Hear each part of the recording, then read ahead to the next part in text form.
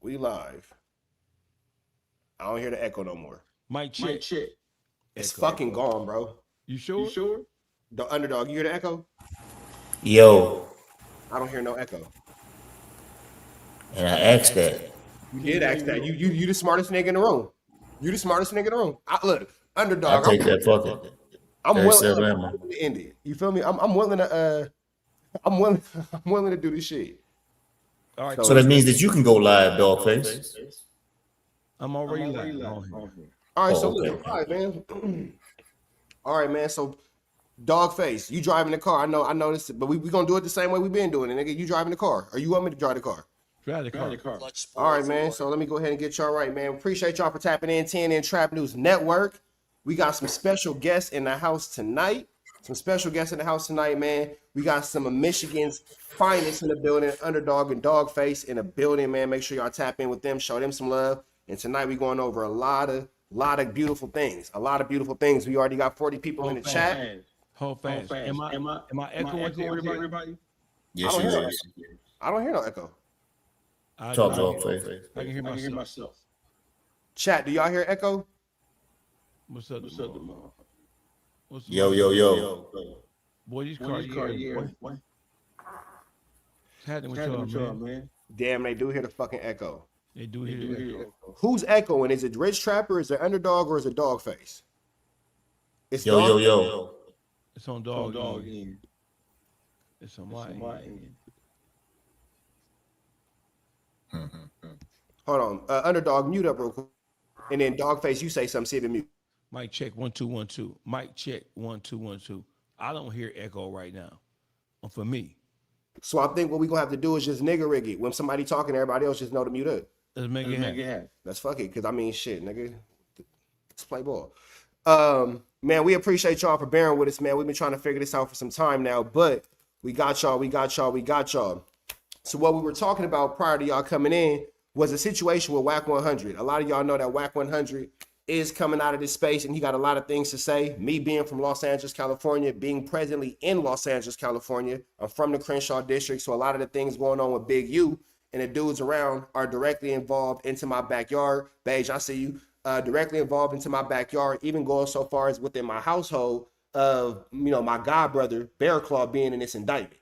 So with that all being said, man, we're not finna hold y'all no longer. We finna start jumping into this content, into this paperwork, because it's a lot of mistruths and it's a lot of just basically bullshit that Wack 100 has been putting into our universe. You feel me? So Dawgface and Underdog, we do appreciate y'all. And we ain't finna hold the chat no more. We finna jump right into what we supposed to. All right, here we go. And then so we're gonna start off with this situation that I was playing for y'all earlier from my man Byron Blake, where you can actually see that Wack 100, and this is through government paperwork. It's no slander. We're not running a smut campaign. Nobody's lying. Everything that we're saying can be fact checked through government documents and can be fact checked through this federal indictment that Wack 100 is in. Dawgface, if you ever want me to stop it, just put your hand up. I'll stop it. Same thing with you, Underdog, and we'll all mute up. Let's get into it. That's why his name is mentioned in that document. I know yesterday's video was kind of long and people kind of got lost in the legal jargon. So we back again today, and this time we gonna do this as short and as fast as possible while giving y'all the same details and breaking down how this document proves that Wack 100 was not only a witness in Big U's case, but also how the government used statements in situations involving Wack 100 to get wiretaps for Big U's case. And we're going to go through the legal process of how this issue is dealt with in a courtroom to show y'all why he was even mentioned in these documents. With that said, let me direct your attention to this document that says witness interviews and assets. It says, witness interviews have been conducted during the investigation that have been effective in gathering information about Henley's involvement with the homicide. They have also been effective in gathering information related to Henley's collection of extortion payments.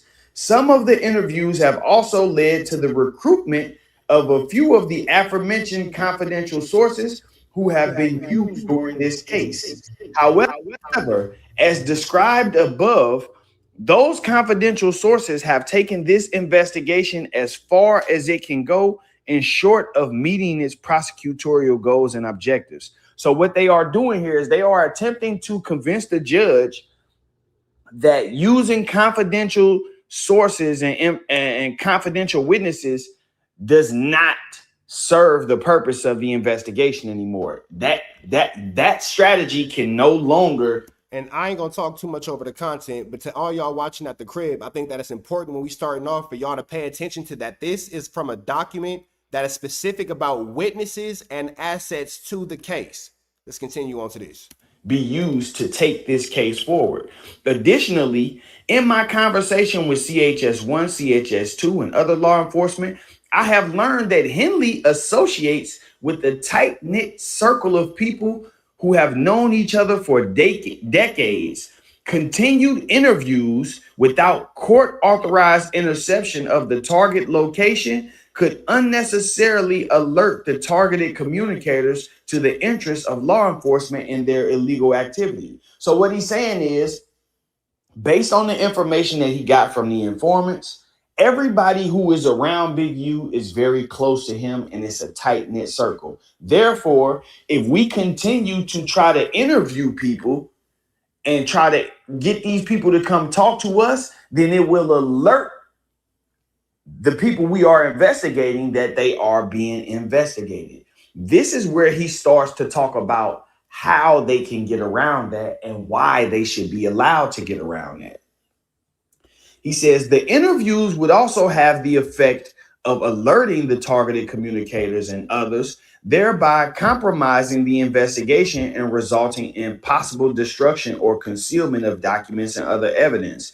Additionally, if the targeted communicators are alerted to the government's investigation, they may flee the jurisdiction in order to avoid apprehension and prosecution. For example, now, do you see it says for example? So this is an example of how an interview could alert the targeted communicator. Hey, so Dawgface and Underdog, we was having these conversations before, and remember I was saying that it's this thing called open source reporting.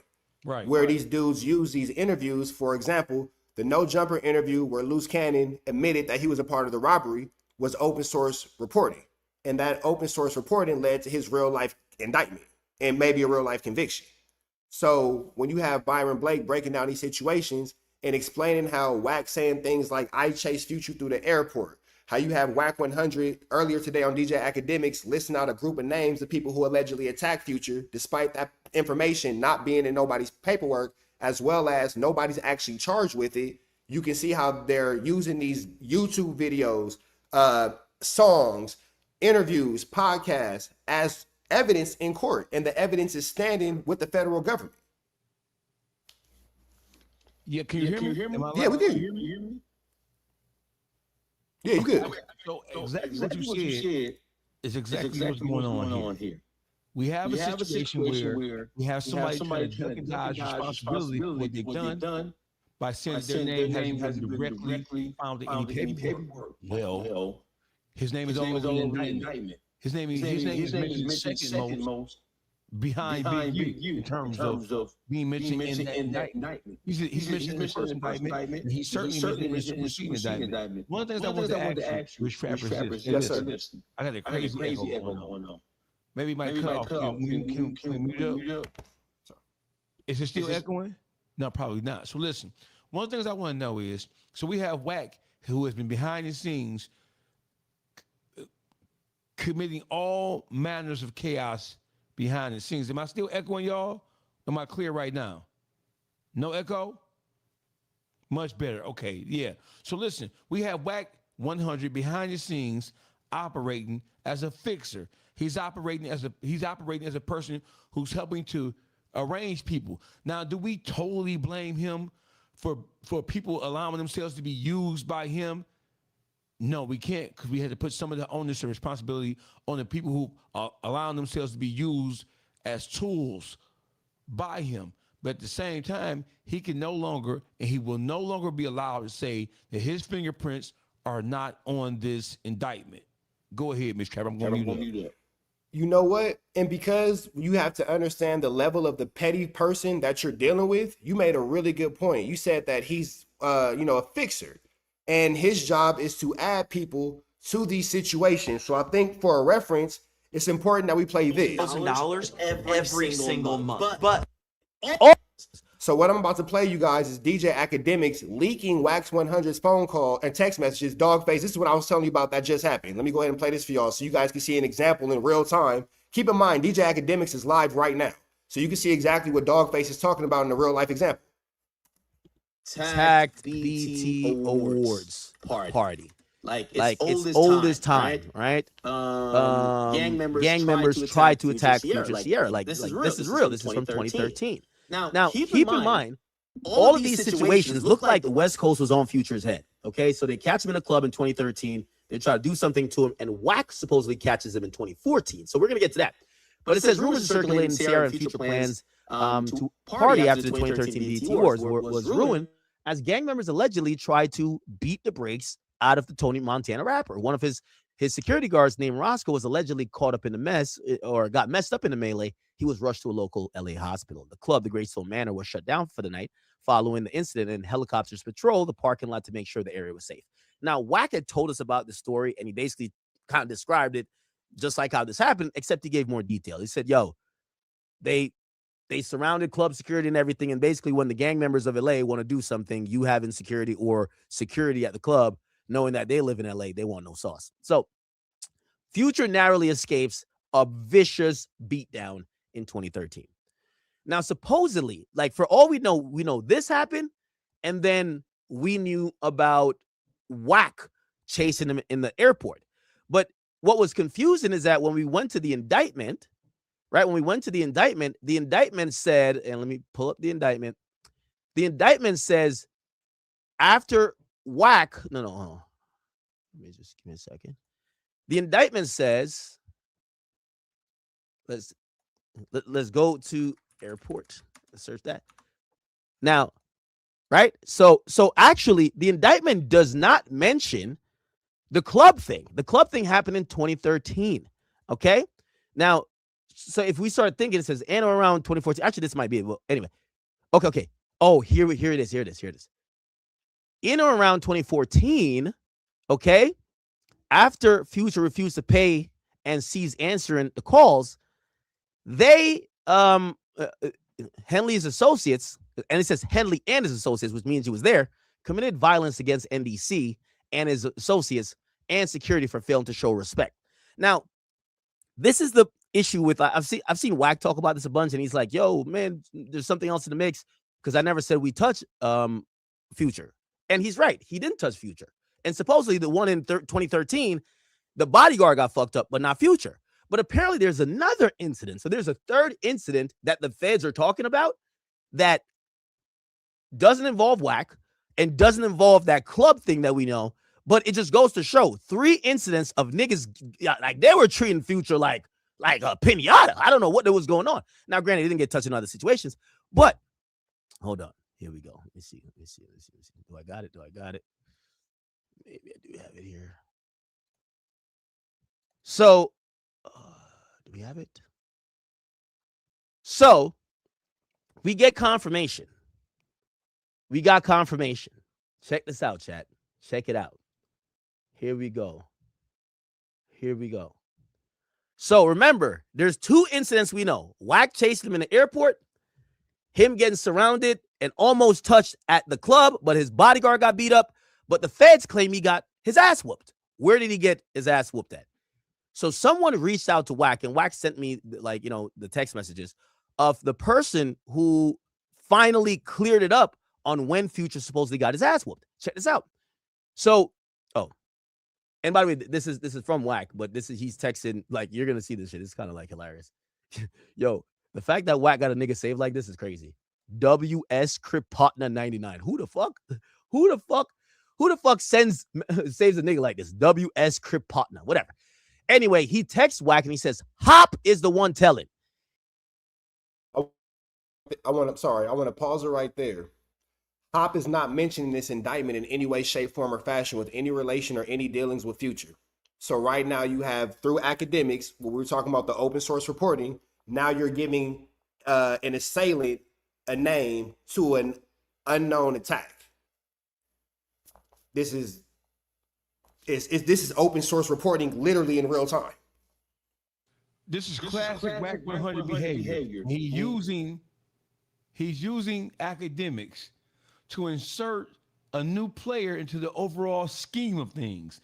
And this is what we're talking about. This is what he did with Loose Cannon. This is what he did with so many other people who he put on platforms to tell stories. And then he's using academics to insert another person's name who has not been mentioned or cited in any way, in any in any form of indictment. This is what the fuck I'm talking about, academics.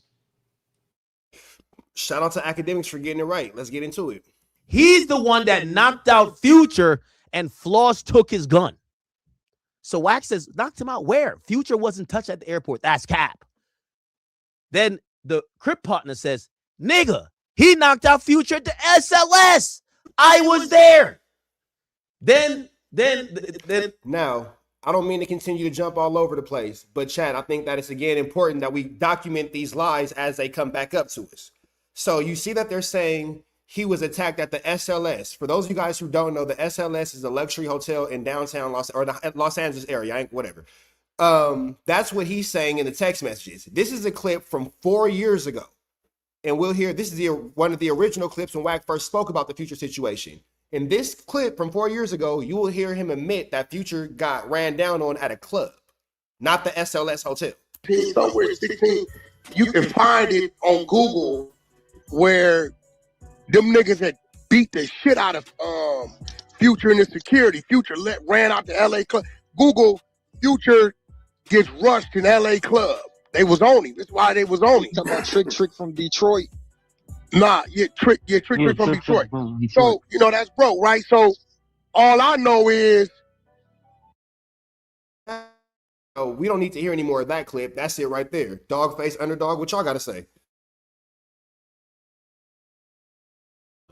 Hey, listen, what I have to say is this. This is a quintessential example.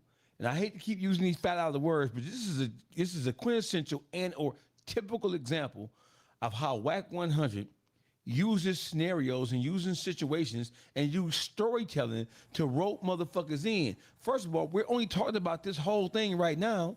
We don't have any proof that the feds had any independent confirmation that this incident took place outside of Wack 100 telling these stories. We don't have a hop who jumped on social media. We don't have who told the story and somebody picked it up out of no fucking where. We don't have a hop being mentioned in the original, in the criminal complaint, the original indictment, nor the superseding indictment. You are injecting a new person into this shit using academics to do it. What I think about this is that Wack 100, he knows that he's dealing with people who are operating with a low degree of intelligence. So he has morphed himself into a mighty mutant ninja turtle. He's Master Splinter. This nigga's Master Splinter and these dumbass niggas to do the telling for him. And then here's what I think. I think that when you say open source, he's talked about these incidents publicly. And then when these incidents get put in the police report, he's saying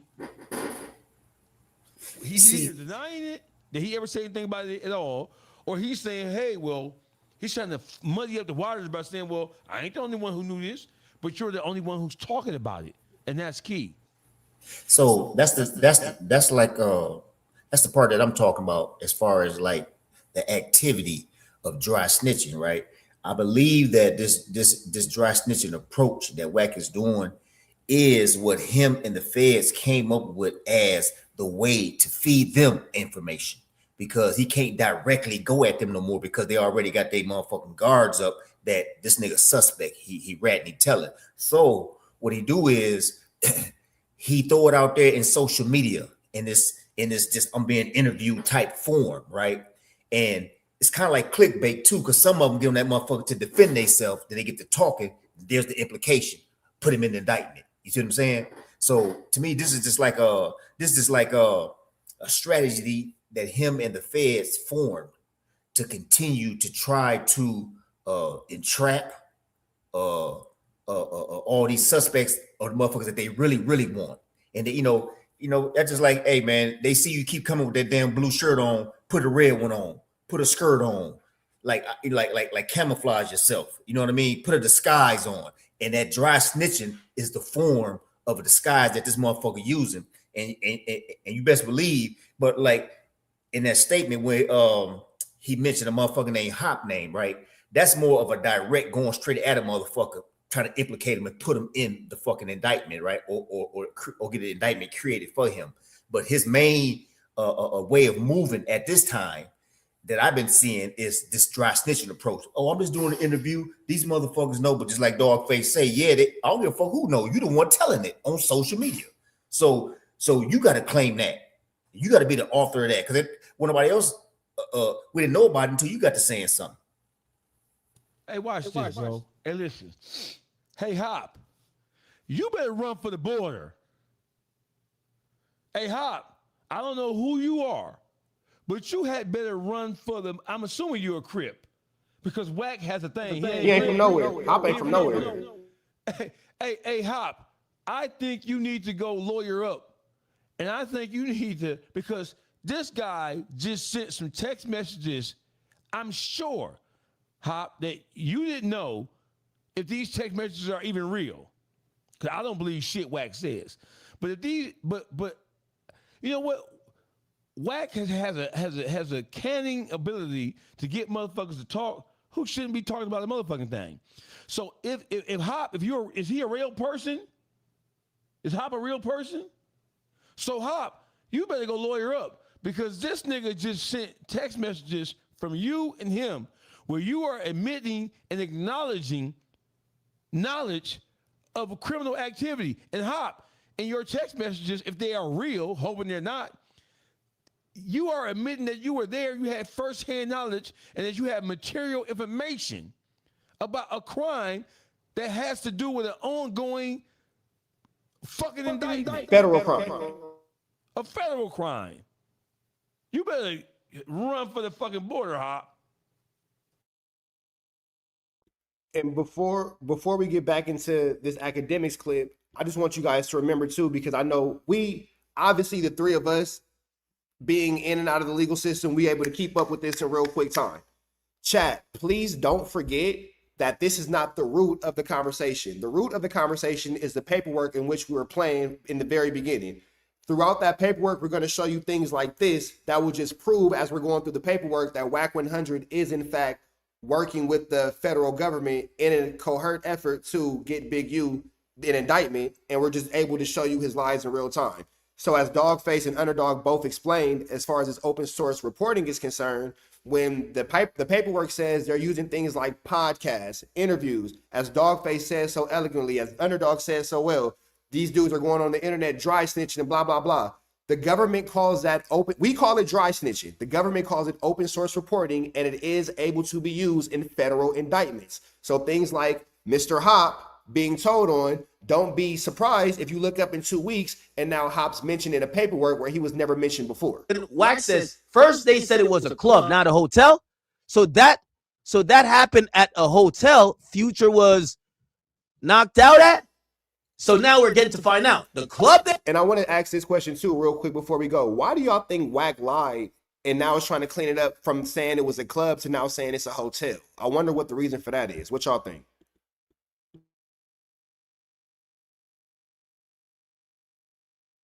Say the question again, brother.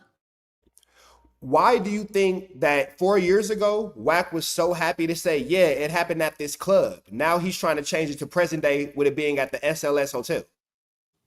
It's either some information that has come out.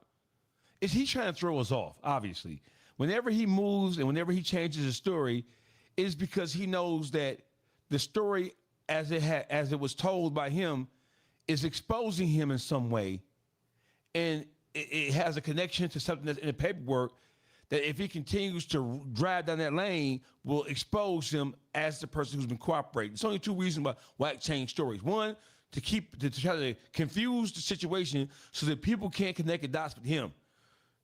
Or when he introduces a new place or a new subject or a new person, he's trying to rope them into the overall equation. That's the only way I see it.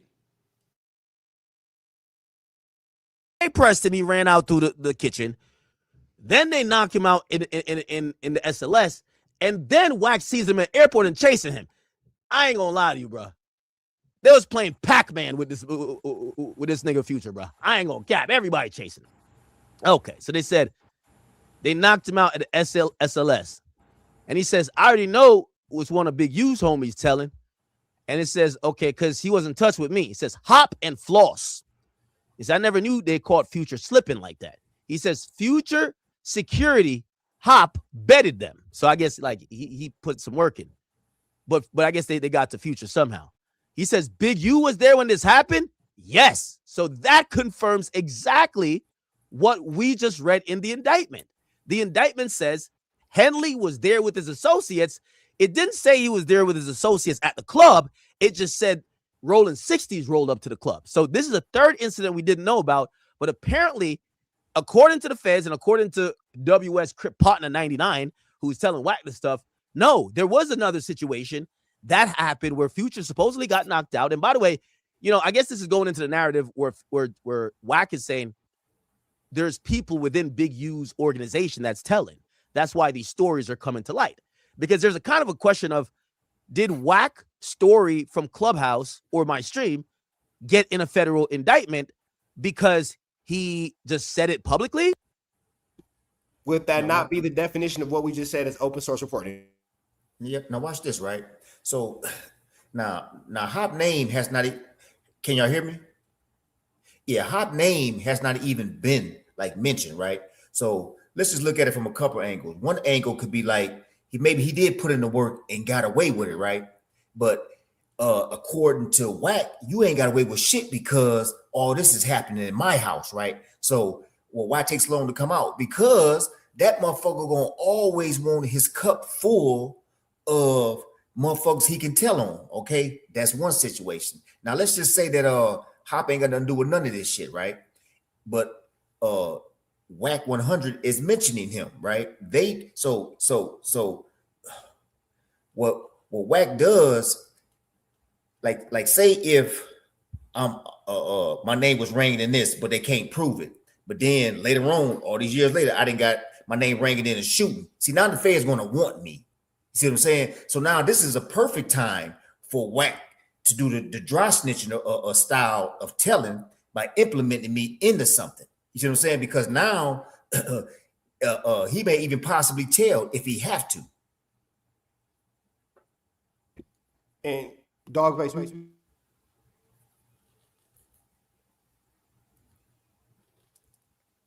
why did Wack send these text messages to academics? It was to prove him to be innocent, or was it to give him more details about what took place so as to provide some clarity to academics? And if it is the second thing, why in the fuck are you trying to provide clarification to crimes associated with an ongoing criminal investigation of this magnitude? Why did he send this shit to academics? What was his point? It's like an extension of dry snitching. Like he pushing it at him because he know he weak and he'll go to the store for him. Basically, he'll hit this shit on this platform to keep it alive because they really ain't even listening to me no more, or I didn't talk too much and I need this shit spread from a different source to keep it alive. And sure enough, he go right on this weak nigga page and press him. And he get to doing what he doing now, which in reality keeps the information relevant. And it's dry stitching. So now the focus is on this motherfucker. Now academic talking about it. And you know, once a certain level or a certain caliber of person say something about something, it's gonna be heard even better. You know what I mean? So that's like saying that if my trap house only doing 100 grams of the boy, but I got 500 grams of some shit, then yeah, I need another. I need somewhere to distribute this product I have. Same thing with Wack. He need another source to distribute it so that it gets out quicker and more. And that's academic page. He been squeezing academic for years. He always like whenever he need a bigger voice, a bigger mic, check this dog. And he run right down on him. And that nigga do just what he doing now.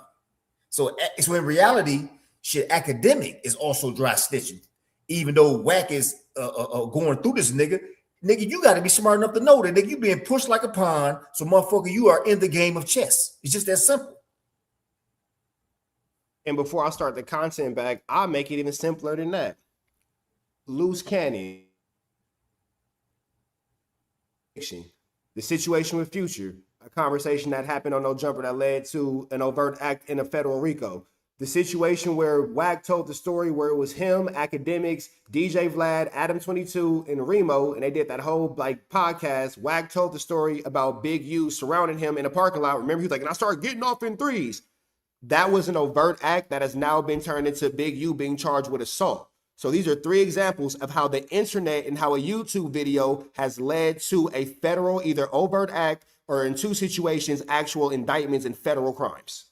That's why I think he's doing it, because it will continue to lead to the federal crime. We'll get back to the root issue of the problem, but because you 2 gentlemen have, y'all done live a little bit longer life than I have, but I got enough common sense to know that if you're named in a federal indictment and they're breaking down in a federal indictment what open source reporting is, and you're the only name literally attached to it, and then within the exact same day, now you're naming people in an assault that you put into the internet that were never mentioned into this assault, it would be safe to assume as somebody just having common sense that you're continuing open source reporting. I'll continue.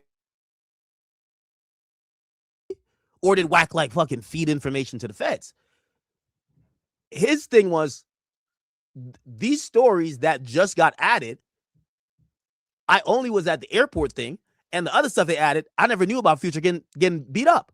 So he's being told that Future got beat up, and now he's being told who would know this or let it be known. So Hop knocked him out, and Floss took the security pistol. Yes, at my hotel. And he says, yeah, I didn't know about this one. Now it makes sense. They're mixing the situation with the hotel situation. So he's saying that they're mixing the airport situation with the hotel situation where supposedly Future got knocked out. And a dude, Crip Partner, 99, says, yes, I seen it. And he said, yeah, and Hop is a co-D on the RICO. And it says, Floss is telling it'll come out during trial. I don't know who these people are. And Wax says, no. Wax says Floss is telling him to come out during trial. Then Crip Partner says, that's who telling. My brother got 2 kids by Hop's sister. Oh, shit. And then Wax says, Hop ain't never did no time, bro. And he got away from Big U. So right now, I could see Hop cooperating. Wack got that, cooperant radar, like some people got a gaydar, and this nigga got a snitch dar. You feel me? So here we go. And he says, Crip Partner 99 says, nigga, he is, Manny is, nigga, he is, Manny is, they is. Okay, so there's a lot of cooperants. Okay. It says, beer call telling 2, bro. Loose cannon 2. Yo, Wack just throwing a couple more snitches. It's like, nah, this guy snitched too, this guy. And he said, shit, all of them. About 50 more of his homies over the years. I don't know who Bear Claw is. Damn. Yo, Crip Partner 99 put a heartbroken inside. You could tell. Now, I want to mention this too. Nowhere in the indictment do you see anything or anywhere about Bear Claw having any type of cooperation with law enforcement. Not one piece. Not one piece. So I don't understand. So this is what I do understand. It's not for the internet, but if someone had maybe not, viewed me as their equal and I wanted to be hanging, it's like, let's look at it like kids. Kids on the playground, they want to play Pokemon cards with you, but one kid might be like, nah, your cards ain't good enough. And now you got to go cry in the corner. If the adult version of that happened, and because you just can't simply hang around with somebody, I would feel a way too if you had a chance to, be able to smut them and tear them down. Wack's issue with Bear Claw is Bear Claw never wanted Wack around. It's not because you got beat up. It's not because he took something from you. It's just because sometimes you can smell a rat before they ever eat cheese. That broke him, bro. That broke his heart. Damn. I guess Bear Claw broke his heart. Fuck. They say, Bear Claw told him to stop calling his phone. I think he wanted the extra witnesses. I think he wanted the extra witness tampering charges. He said, Loose Cannon. He said, we all knew Loose Cannon was going to tell. He was like, he was telling people, I bet. Chat. So we got some confirmation according to also want to mention too, in the beginning, I don't know if you guys remember, Wack was adamant that Big U and Loose Cannon were both snitching. Neither one of these niggas are telling. Neither one of them. Wack's exclusive source, which is WS Crip Partner 99. Don't know what it means. They're saying, let me see who they say knocked out Future. Yes, they said Hop. Whoever Hop is. It says Hop. Hop knocked out Future at the SLS. So Hop is the one telling, but he knocked out Future at the SLS, and he betted the security and took the security gun. Damn, that's crazy. All right. Okay. Do we see? We got mute up. Do we see anywhere where the name Hop is mentioned? Because is there not for nothing like that? Not for nothing like that. So where are we? So how is? So listen. So academics is drawing these conclusions solely from these text messages and having had a conversation with Wack 100. Because if Wack gave him these text messages, he sat down with him, or he was on a FaceTime with him explaining what these things meant. So now we have a new player in the game. And now in his text strand, he's implicating other people. Two new players, Hop and Floss. He said two names. Yes. So just the fact that academic is getting it off of just text message and spreading it like it's a fucking legal document, that's not okay. But then this is somebody in the chat said this, and it's the same thing that I thought. So you mean to tell me on a random Thursday, Wack decides to say, you know what, academics? Let me out of the blue just send you these messages. Now we also know this too. Yeah. I could text this phone right here.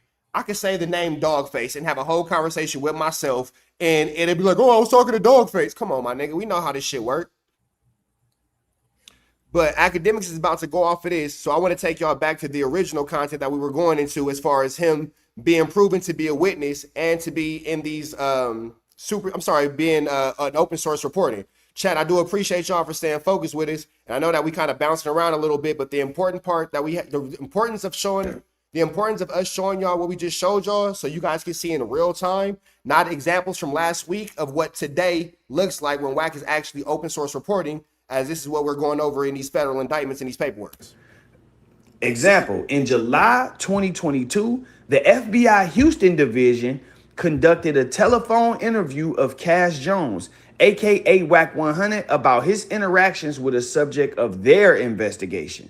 The FBI Houston Division believes C. Jones recorded the interview because the entirety of the interview was posted to YouTube the following day.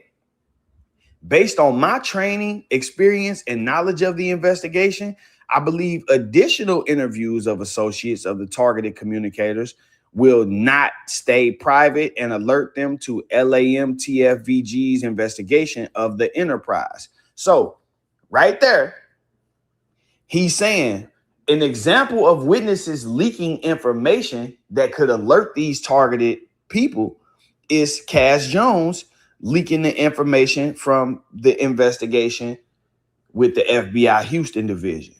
It also says, I believe, additional interviews. So there's already been some interviews. But anyway, let's focus on Cash Jones, right? Because something I want y'all to understand is right here in this moment, they are using Cash Jones leaking of an interview in a separate situation as a foundation for why they should be allowed to get a wiretap in this situation. Legally, you cannot do that. But let me show you how they were able to get around that. Now, first things first, just like I told you, no, the government cannot use a witness leak from a completely different, unrelated case as a generalized legal shortcut to bypass witness interviews or establish necessity for a Title III wiretap in your specific case. Meaning they cannot use the fact that Cash Jones leaked information in an FBI Houston division investigation as a shortcut to bypass witness interviews or establish necessity for a wiretap in Big U's case. They cannot legally do that. Let's look at what these things mean. Title III, necessity in case specific proof, meaning in order for them to get the wiretap, they have to prove it's necessary and they have to have case specific proof. So they can't use proof from another case, right? That alone tells you that Wack is connected to this case, because they wouldn't have even been able to mention him in this paperwork if it was completely unrelated. Anyway, the necessity requirement under 18 USC 2518 1C, a Title III wiretap application must include a full and complete statement as to whether other normal investigative procedures have been tried and failed, or why they reasonably appear to be unlikely to succeed or too dangerous. So in order to get a wiretap, you have to show the judge that other normal procedures have been tried and that they have failed, or that they appear to be unlikely to succeed, or they may be too dangerous, right? In your case. So in order to get this wiretap from this judge, they had to prove to him that they've already tried other things, which is why they are mentioning, hey, we have tried witness interviews, but the FBI Houston division did an interview with this guy and he leaked the entire interview. So we don't think doing interviews is a good idea over here. But let's keep going. Do y'all remember that conversation he put out about Jay Prince? And he swore to God that he wasn't helping. If you swear to God that it's not helping, you swear to God that this ain't to nobody's detriment, why is it an indictment against somebody? Y'all got more experience with the feds than I do. I'm listening. So listen, let me just tell you this, Rich. I'm not listening to anything Wack says, because I know that everything he's saying at this point is meant to muddy the waters. It is meant to throw people off his trail. It is meant to confuse the issue.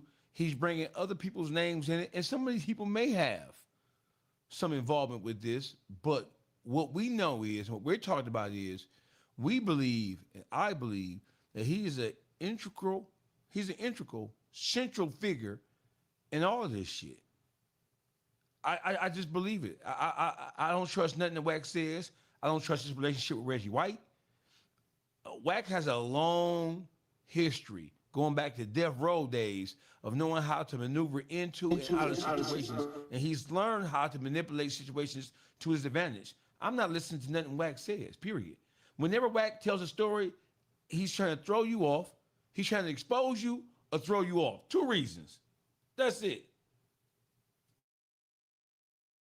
So it's interesting again that you made a point of, you said he's been trying to throw us off since the death row days. I'm gonna let this play for up. You know what? I don't. Here it go. Because the internet never forgets. The internet never forgets, and I'm able to boom. Here it is right here. So just to kind of show the history again, chat. I appreciate y'all for rocking with us as we bounce around. But this is from 2006, and this is an alleged Wheeler County, Texas case. And according to rumor and legend, they'll say that this is when Wack 100 actually started officially working with the government.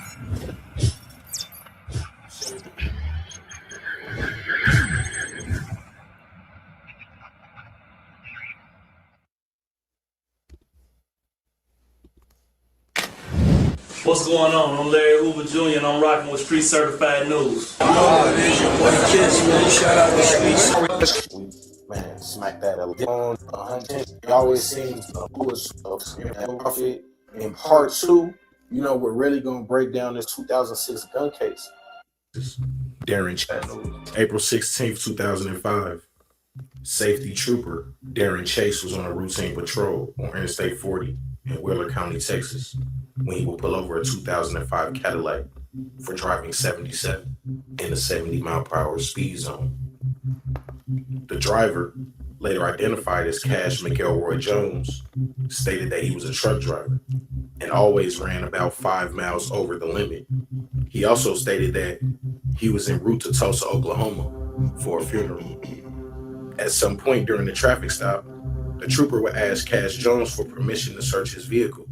After denying the request, K-9 units were called to the scene.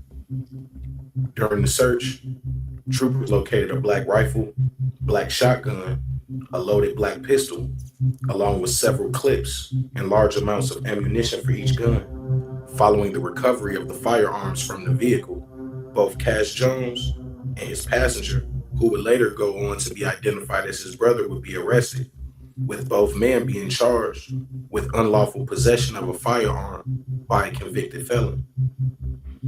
Soon after this arrest, he would be briefly placed on a Fed hold before posting a $10,000 bond. Once out of jail, Wack 100 would travel back to Los Angeles, where he would continue working with Death Row Records and Suge Knight. Only 2 years later, in January 2008, police would name Knight as one of the members of the mob Pyru Street Gang in a crackdown by authorities in the city of Compton. Despite his music industry connections and now managing Ray J and rapper The Game, Wack 100's name would be left out of the crackdown. In that same year, Cash Jones, aka Wack 100, would be caught on wiretap, informing business partner Mark Stevens that the Main Street Mafia Crip leader Liddell Rawls was under investigation for the kidnapping and beating of Robert Ross, aka Stutterbox. Liddell Rawls, who prosecutors said was the leader of the Main Street Mafia Crips gang, would be accused in a criminal complaint filed in February 2011 of directing members to kidnap, beat, and rob the victim, Robert Ross. CS2 Back would play a pivotal role in that case, both helping authorities connect the dots to Dale Dog via the wiretap phone calls and eventually helping Main Street beat their case. Let's play Stutterbox talking to Wack. This is what I'm trying to figure out, though, Box. Help me understand this, because me and you both know that whole case. He ain't finna do nothing but tell a bunch of lies. Go ahead, gentlemen. I got a question. This is off the beaten path, but Wack, I don't hear Wack 100. I don't know, and maybe I'm wrong, but every major incident, every issue, everything of substance that I hear of him, but the exception of him being associated with Suge Knight, it's all Crip business. It's all Crip business. How can a Pyru be involved with this much knee-deep Crip business over the years? You're gonna have to. I'm not from LA, but I'm confused up to this day. So to answer your question direct to the point, nobody, and when I say nobody, views Wack as a Pyru. What you guys view Wack as outside of the state of California, your business. What you guys view Wack outside of the city of Los Angeles, your business. I do understand how he appears to the world. But if Wack was a piece of jewelry, he's gold with brass in the middle. Period, point blank. Wack is able to be manipulated and to be used. And unfortunately, in a room full of sharks, he's a guppy. We'll just say that for the YouTube guidelines. He's a guppy. And there's nothing wrong with being a guppy because somebody has to be a guppy. They're essential to the ecosystem. But a guppy is meant to be food and or bait. That's the purpose of a guppy. That is the purpose of Wack. To be food and or bait. Suge Knight needs somebody. Wack got the money from driving trucks. Boom, he'll take care of it. The game has some legal problems. Wack may be able to move it around despite making the situation worse, but at the time, boom, he takes care of it. Blueface catches the case and he gets his chain snatched. Boom, Wack goes to the police station and fills out a police report and snitches on the dudes from San Fe 13 about Blueface getting his chain snatched. He serves a purpose amongst gang members and entertainment people who want to kind of play in the gray area because, you know, he does have the Alan Rumblatt, once upon a time, and I'll even be deeper than that. I'm not going to say the name, but once upon a time, I was propositioned with doing business with Wack through a third party. I'll tell you about it off the camera. And that's through one of my homies who no longer associate with him, but at the time, Wack was good. He wasn't bad news yet. So he does play that role.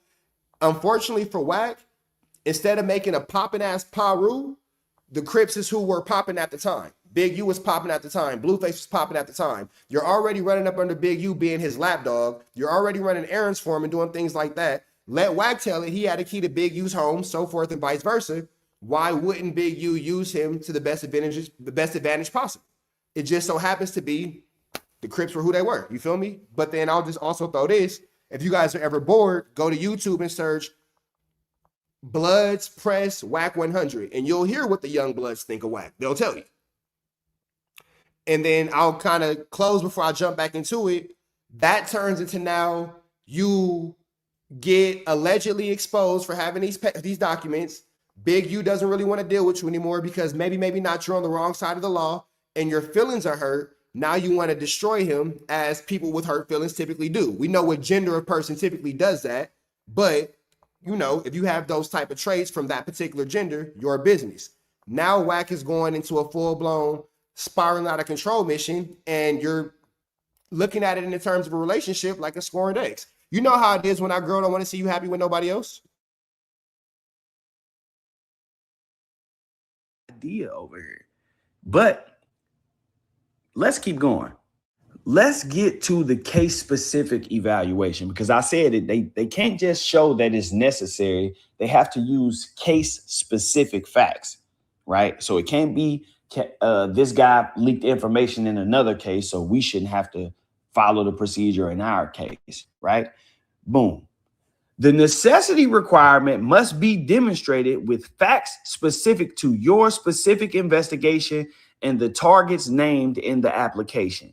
What this says to me is that the reason why Wack 100 was mentioned in the application, and they mentioned that he leaked information in that other office's investigation, is because he was a witness in this investigation. And they're saying if we go and interview this witness, he's going to do the same thing to us that he did to them. Again, chat, I don't know if y'all really caught what Byron Blake just said. This is the government. This is not my opinion. This is not what I think. This is not what I feel. This is not what I want to be true. This is the United States of America identifying, addressing, and speaking about Cash Wack 100 Jones in the term that they're using as a witness. So I'm not sure if he's unaware of these papers. I'm not sure if he's unaware of these documents. But as far as the United States government is concerned, in the case of Eugene Henley Jr. versus the United States of America, Cash McElroy Jones, aka Wack 100, is in fact named as a witness. Now, he'll argue whether it's true or not. That's not my place to debate that. I'm telling you what's on the paperwork. Named in the application. What this says to me is that the reason why Wack 100 was mentioned in the application, and they mentioned that he leaked information in that other office's investigation, is because he was a witness in this investigation. And they're saying if we go and interview this witness, he's going to do the same thing to us that he did to them. So you should just give us a wiretap. That's what's happening right here. Yeah, as y'all see, it has to be specific to your investigation and the target's name. So if Wack 100 was not connected to Big U, y'all see it got Henley's name at the top. If Wack 100 was not connected to this investigation, if Wack 100 was not a witness in this investigation, if he was not the person that they were using to say, hey, we can't keep using our witnesses, we got to go get a wiretap now. If he was not the person, his name wouldn't even be here. It has to be case specific. So there's no reason for them to mention. And if you look at the earlier part of the document, it mentions CHS1, CHS2, who we know. Dawgface, while you stepped away just to catch you up, I don't know if you want to speak on it, But at this point, again, this is not by my opinion, not by Underdog's opinion, not by your opinion.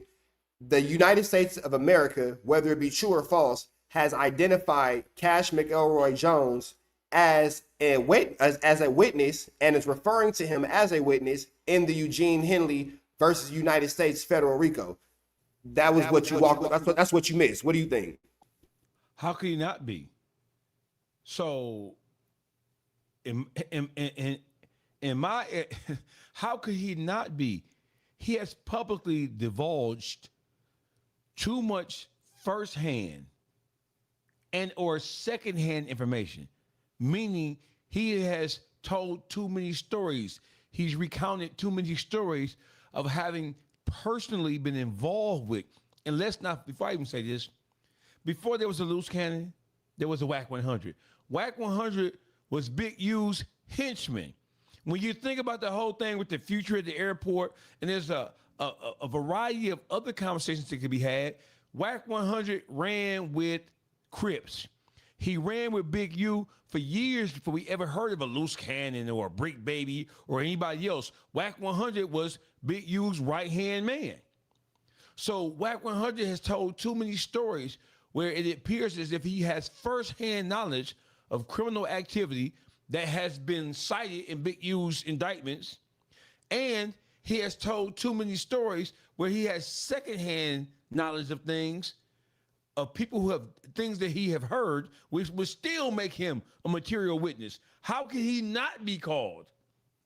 How can he not be cited? Whack 100, based on how this thing looks, he is witness number 1 or 1.5.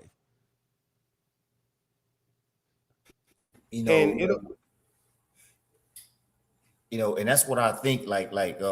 This is why he names like hot pop up, because if he can't put those situations on who they truly sit on, then they're going to put it on him. The feds. That's what I'm thinking. They're going to put that on him. So therefore, and I also believe that some of the names that he's bringing up really have nothing to do with this crime that he's implicating them on, but they are sacrificial lambs, because if I don't find an scapegoat, then I'm going to be the goat that get caught up. You know what I mean? So to me, I feel like for real, like he's actually at that point where he's basically trying to get like a like a sentence reduction or some kind of plea deal, right? And the plea deal may consist of give us something more solid than this, and we'll let your ass stay out here. But if you don't, then we're going to put you in an indictment, because if you notice, he has not been charged with anything yet, but he knows about everything. Just like, and if you notice, he's always present. Like if you go back some in this right here, he said that they was downstairs jumping on Future at a hotel I was at. Why are you always there, nigga? You know what I mean? So he need to be there. He need to be there.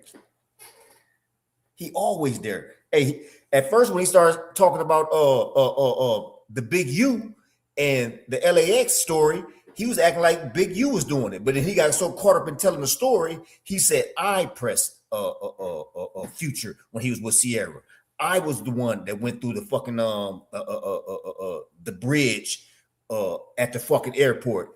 Future made the call, throwed the phone to me. I talked to Stunner Man. He always said, so that's the implication part right there, where he got like, well, damn, I implicated myself, or I didn't told him myself. Oh, I'm looking for a sacrificial lamb. He knows so many motherfuckers, and you best believe, So now, why is Big U that's being added to Big U's indictment? When you tell the story, bitch, you always saying you. You said I. How the fuck that turns into a Big U, Big U, Big U? You said I, bitch. You should be charged at this point, but he's not, and that's crazy. But that's the kind of courtesy that is extended to a significant informant. So, Underdog, to your point, you asked a really good question. Why is he doing this? It's gonna be explained into this. Everything you just said is about to come out in its paperwork, so y'all both see what's finna happen. It's gonna come out in this clip. I done watched it 10 times. But take it back to the last clip I showed about academics and Wack is listing off all them fucking names. There you go, the sacrificial lamb that you spoke of. Here go 2 of them. You gonna say something, Dawgface? You want me to get back to it? And he's so smart in his distribution of it. He only gonna give it to him according to stay relevant with them, because as long as he feed them information, I just like, if I got $100,000, you say I need $100,000, but if I give it to you right now, it's over with. You want to make a decision on me, so I'm gonna bird feed your ass that $100,000 just so that I stay in the game longer. It's a heavy game he playing, but informants in this case, and other law enforcement. And then it mentions none other than Wack 100. But let's keep going, because there's something else that you have to see, which is called the exhaustion of alternatives. Now, when it comes to this, law enforcement must explain why standard techniques such as physical surveillance, grand jury subpoenas, undercover agents, or interviewing specific witnesses will not work or are too dangerous in your case. So once again, they have to list why interviewing specific witnesses will not work or are too dangerous in your case. So when you see Wack 100's name and they saying we can't interview this specific witness, it won't work because he's going to leak the information. That tells you again, Wack 100 is considered a witness. I know I sound repetitive, but I'm going over each category and tying it back to this so y'all can see exactly, how this is coming together. Now, let's discuss why a remote leak does not apply. No blanket exemptions, okay? A leak by a witness in an entirely separate proceeding does not legally or logically prove that a witness in your current distinct case will leak information, or that interviewing people connected to you in your case is inherently unavailable or safe. So you cannot bring in the fact that this happened in another case and use that, because the burden is you have to prove that it won't work in my case. In this specific, in United States versus Henley, they have to prove that interviewing witnesses won't work. The example they are using is, hey, we have this witness that's leaking information. Risk of suppression, right? And this, y'all people, how they keep calling that nigga a witness. Yeah, hey, listen. So when you consider the fact that he ran right to YouTube, ran right to Clubhouse, when the so-called federal agent called to ask him questions about J. Prince Sr., that just really speaks to what this subject is about right here. Right? We can't trust this son of a bitch. This son of a bitch is a wild card. We can't trust him. So maybe I'm missing something. So because we can't trust the normal course of procedure. You seeing what you saying? Right. Because we can't trust the normal course of procedure. So we want a wiretap. We want authorization for Title III to get electronic surveillance, because in this situation we can't use normal means of investigation because we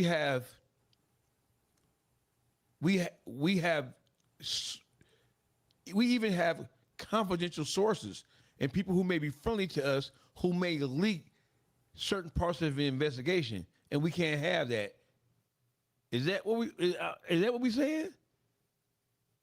Do you understand what that means? If that's what we saying, that hey, means watch that the Dawgface. don't even trust this nigga. Hey, watch the Dawgface. You own it, right? Now watch this, right? And this, me, I'm kind of like thinking outside the box type shit, right?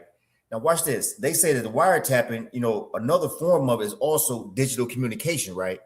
So when you throw clickbait on your YouTube and a suspect grab it and tell on himself,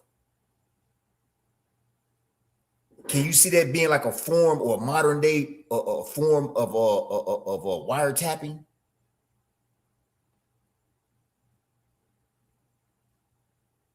You ain't catch it?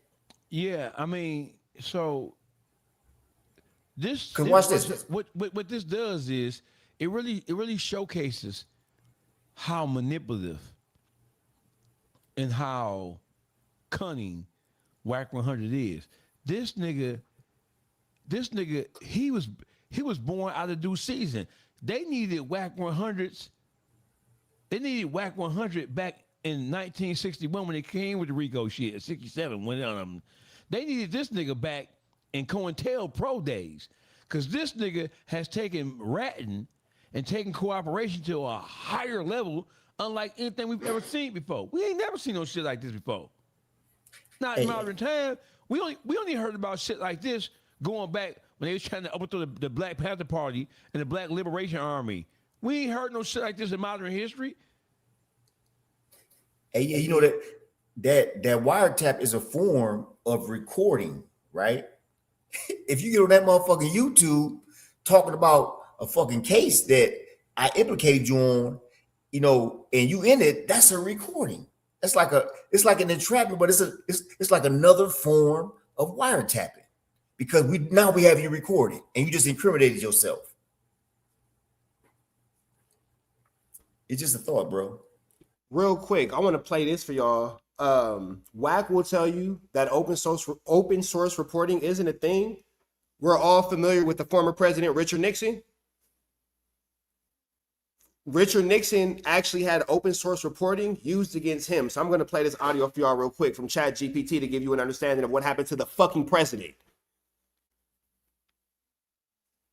If you're referring to open source reporting, OSR, meaning information gathered from publicly available sources such as newspapers, television, public records, interviews, and public statements, then Watergate is one of the most famous examples of open source information playing a major role in exposing wrongdoing. Here's the short version. Investigative journalists, most famously Bob Woodward and Carl Bernstein, pieced together information from public records, court filings, interviews, and confidential sources to reveal the Watergate cover-up. Congressional hearings were televised, making witness testimony public and allowing anyone, including investigators, to analyze what was said. Nixon's own public statements were compared against other evidence, and inconsistencies became part of the investigation.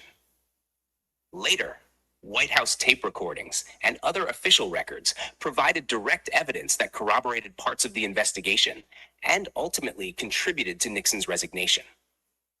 So while Nixon was not prosecuted based solely on open source reporting, publicly available information and investigative journalism were crucial in uncovering facts, identifying leads, and helping investigators build the case that was later supported by witness testimony, subpoenas, and official evidence.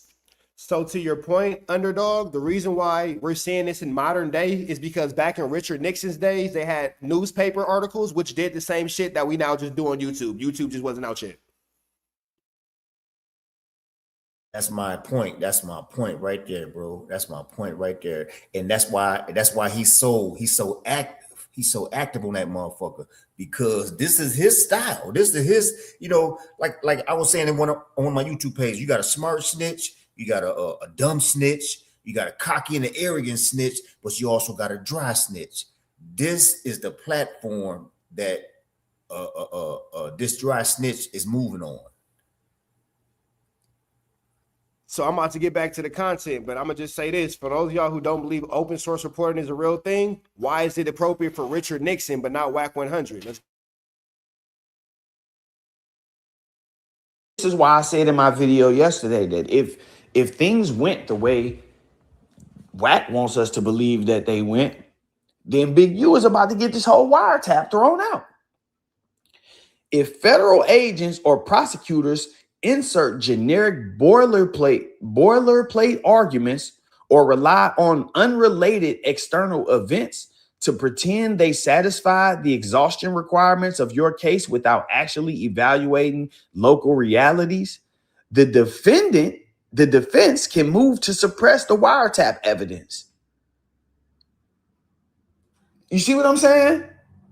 It has to be specific to your case. The fact that they are mentioning Wack 100 in this paperwork as a reason why they can't interview witnesses, and Wack is not related to this at all, as he claims, then Big U has automatic grounds to get his wiretap suppressed.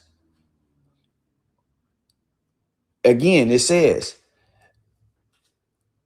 if federal agents or prosecutors insert generic boilerplate arguments or rely on unrelated external events to pretend they satisfied the exhaustion requirement for your case without actually evaluating local realities, the defense can move to suppress the wiretap evidence for failing the statutory necessity test. So this is statutory. You have to prove necessity. Now ask yourself, how does saying that Wack 100 leaked information in a different investigation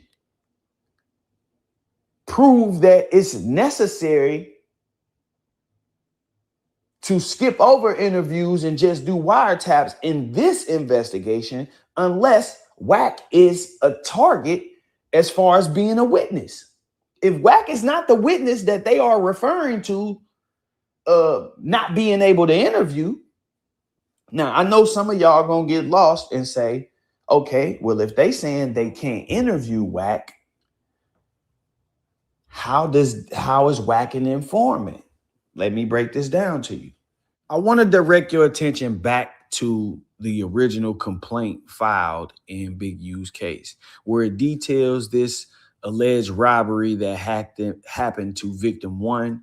And victim 1 was later instructed to pull up on Big U, and Big U told him that's how you rob yourself, and demanded $10,000 from victim 1 to ensure that other robberies did not occur. Of course, this is all after allegedly giving victim 1. And again, they're going to break this down a little bit more, but just for those of you guys who are unaware, this literal indictment is the story from Loose Cannon being on No Jumper, and this is what led to the whole BS in the first place. Back the stuff that he was robbed for. Now, Loose Cannon, who is identified as Williams in this indictment, later admitted to this robbery and the aftermath on a podcast. On the No Jumper podcast, after stating that Williams was Henley's right-hand man, Williams explained, so basically he'll manipulate things. We'll go and do something, and then the same niggas we do it to show up at the house like 10 minutes later as we trying to count everything. So he's basically saying we go hit a lick, and then as soon as we pull the move, the people that we took it from pull up on us. We be confused, like how? Williams then said that Henley would state, well, we just gonna give like 40,000 back. Wack 100, listen to what it says. Wack 100, who is a rival counterpart of Henley's for the Bloods, was also on the podcast. See how they clearly mention his name? It's nothing. They clearly state who they are talking about that said this. Anyway, it says, Wack 100, who is a rival counterpart of Henley's for the Bloods, was also on the podcast and stated, you know why he wanted to give dude back the 40, right? So they using Wack's words to corroborate the MO. Go ahead, Dawgface.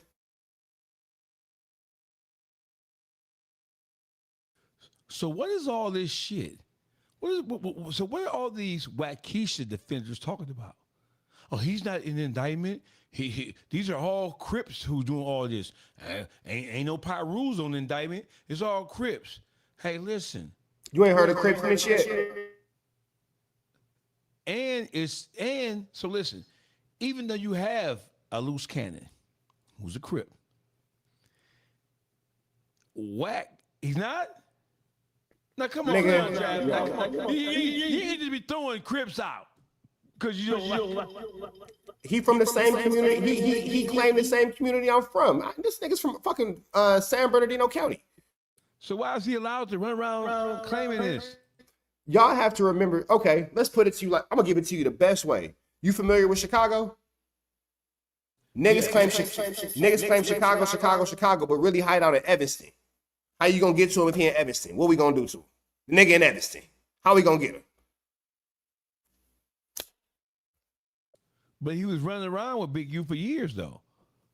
The last couple of years up to the indictment. You didn't see him doing nothing creepy. No, I just seen him doing shit that had nothing to do. I mean, shit, listen. So you didn't see him doing nothing gangland. He just being a goof. So let me say this. So he was using Crip language in his speech, but that doesn't mean that he was actually in Crip business. He was in Big U's business, working as a liaison or as a henchman for Big U. So that doesn't mean that he's a Crip because he's working with a Crip to do Crip shit. Or no. How does that work? I'll put it to you like this. I was in Atlanta and somebody asked a question, when did I have my dealings with the feds? 2019. I was in Atlanta getting money. I'm not no Atlanta nigga. I was just around and I was allowed to occupy that space because I brought something of value to the situation. They never put me in a business. I was never in no Atlanta beef. I never slew in when niggas is doing the YFN, Lucci, all that young thing. I don't even know what you niggas is talking about. I provide a service that allows me to get some money right here. Y'all cool with the service I provide for me to pay my taxes to get my chili right here. That's it and that's all. It don't make me a part of nothing they got going on. I'm just a nigga who right here providing a service and I'm done when I'm done. And I'm disposable just like that nigga's disposable. I can go for that. I can go for that except for all the goddamn Crip language, respectfully. And I never heard nobody who was standing on real Crip business challenge him or question whether or not he was official. With everything you see going on, who the fuck gonna get on the camera and talk about this federal ass shit and end up in that RICO? So listen, do me a favor, bro. So over the course of the last couple of years, every time we have, listen, I have had major questions about what Wack's relationship or what his, because it seems to me and to everybody else who's not blind, deaf, and dumb, that he has a thing for trying to take down Crips. To me, it doesn't matter what set. It's the 60s. 60. Uh-huh. He don't beef with Crips. He beef with the 60s. Is it true that that's because his wife, Kimberly, is in a relationship, was getting hit from the back by a 60s? Is that true? Or is that just rumor? Nigga in that thing with his leg.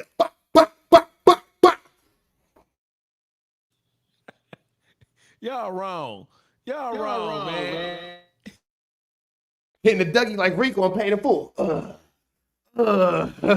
Driving that black S550 Benz, sliding down the old road, all that, yeah. So are you telling me on this podcast here and right now that Wack 100, one of his major motivations is the grudge he's holding against the 60s because somebody from the 60s is fucking his soon-to-be ex-wife? I know you ain't saying no shit like that. Bow, hit it from the back. Bow, hit it from the back. So all of this planning, orchestrating, sneaking, master splinter activity, all this Teenage Mutant Ninja Turtle shit is about ego and pride and hurt feelings. Him so sad. Him a sad little boy. Him a sad little boy. Him thought that he was going to be able to be cool with Big U. And him thought that he had a good pass. And him thought that he was going to be able to slide around. So he doing these little interviews where they got Big U and Wack sitting there. And then they say, hey, Big U, who do you respect as the top blood in L.A.? And Big U looks at Wack and he says, Suge Knight. But then Wack, because Wack, he cuddly in the middle. They ask Wack the same question. He get on his knees and say, Big U. But how you think he felt after Big U said Suge Knight when his answer was Big U? It's all feelings because it ain't no money. Because what you ain't heard in none of this is any exchange of money, of any exchange of narcotics, of any exchange of firearms. You see no profit in this. All you hear is my feelings is hurt, so I'm telling.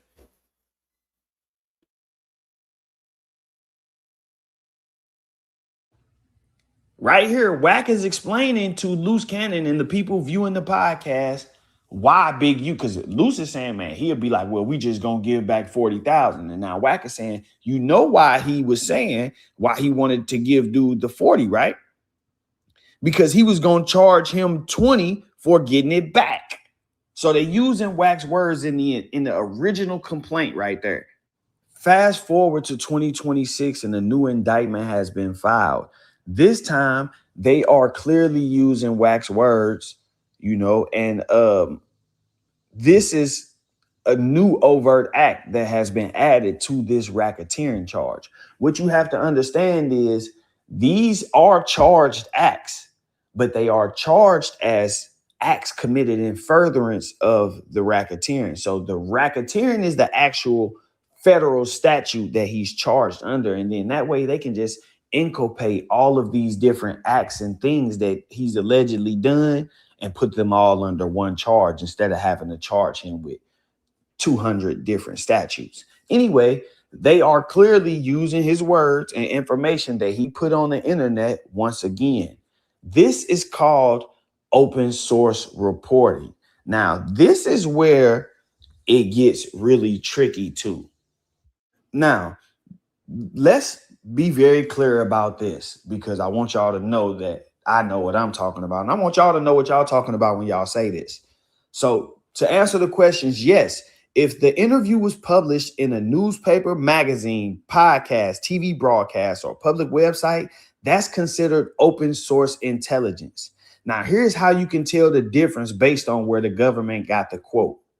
It is open source reporting if the interview was public, the witness spoke to a journalist, a blogger, or posted a video online. Do this sound like No Jumper deal? Now let's discuss why it's used. Prosecutors can simply read the article or watch the video and quote it in the indictment. They do not need to interview the person themselves because the person already made the statement publicly. So by all standards, definition, all they have to do is watch your interview. So the prosecutor, the federal government don't need to interview the witness. So we talked about the whole future thing, right? So the prosecutor doesn't need to interview any witnesses. When they hear a story on a platform such as No Jumper, all they have to do is hear it and hear the names associated with it, and then they can use that as justification or as their reasoning why they're incorporating that particular act as is described as the overt act. Man, dry snitching, aka overt act. So that means that his words on these podcasts are even more critical. Because and he knows this. I said that. I called it dry snitching, but that's not the proper term, but that's exactly what it is. How he using that platform to implicate and entrapping witnesses in there. Because, oh man, that's heavy. Hey, Trap, we need that. We need this clipped out. Because this right here needs to be sent to academics. And let's just say they don't know how their platform has been weaponized. Let's say they don't know. This needs to be clipped out. So can you, what timestamp? 122? This shit needs to be sent to academics, Poetic Flacco, and Adam 22 specifically. So they can't, from this point forward, if they didn't know, they know now. So when they're acting incredulous about, well, what do you mean he's using our platform? No, why you put that rat trap out there like that, bro? That is the rat trap. when they get that. Oh, my bad, Underdog. Go ahead. I said that is the rat trap. That is the ultimate rat trap. Where do the rat run from there? So, I spoke with Adam 22 last week on No Jumper. I gave him a call. We spoke about this exact same situation. On the phone, me, Adam 22 had the common sense that God gave us all. In front of Wack, I guess he must have forgot the common sense in the car. With that all being said, you will never, and when I say never, if one of my chats, somebody in my chats, one of my mods can run that clip for me, I'd appreciate it. Send me a screenshot to my Instagram. I appreciate you. Ike Turner Hands, I'd appreciate you real quick, my nigga, if you did it. Charlie Brown. I say all that to say this. Flacco, you're not going to get him to talk bad about Wack. If you can, Dawgface, get academics into this chat. See if you can get academics into the, send him the link. See if he'll join us for 5 minutes. Because all we need is 5 minutes. But if you give them an opportunity to judge a clip without having to be held accountable by the people, they're going to tap dance all around. It's going to be a Chris Brown concert how they dance. Now, I'll give academics this. I believe in my heart that if academics is on here with us, he won't play the game. He'll keep it real. But by himself, he's going to maintain the protection of that relationship. What y'all think? Yeah, he ain't coming then. He ain't going to pop up if he can't wiggle how he like to wiggle. He ain't popping up. He ain't letting you corner him. Is you crazy? You know, he way too smart for that shit. So with academics being live, Dawgface, send him the link, man. See if you can get him over here. You know what I'm saying? And we can go for it like that. Cause I just sent this message far and wide. There it go. He ain't coming. I've been talking about this for the last 4 years. And up until last week or the week before last, everybody was calling me crazy. So God willing, and on the same token, I'll do my part. Let me send it to Adam 22 and we'll keep the content going. Person already made the statement publicly. So by all standards, definition, all they have to do is watch your interview. And if you say something on there, then they can use it.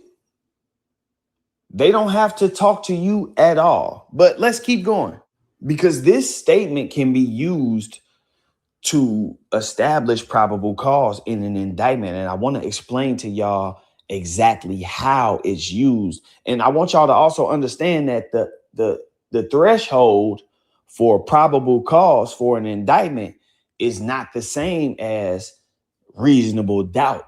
You know, it's two different standards. One, the standard that they have to use just to get you charged is nowhere near the standard that they have to meet in order to get you convicted. So again, all they have to do is take this guy's words and say, hey, we believe this may have happened because this dude said it happened. Let's charge him with this. You know, we've gathered up some information and, you know, let's put this case out here. They take it to a judge, get it signed on. But now let me explain to you why this is admissible.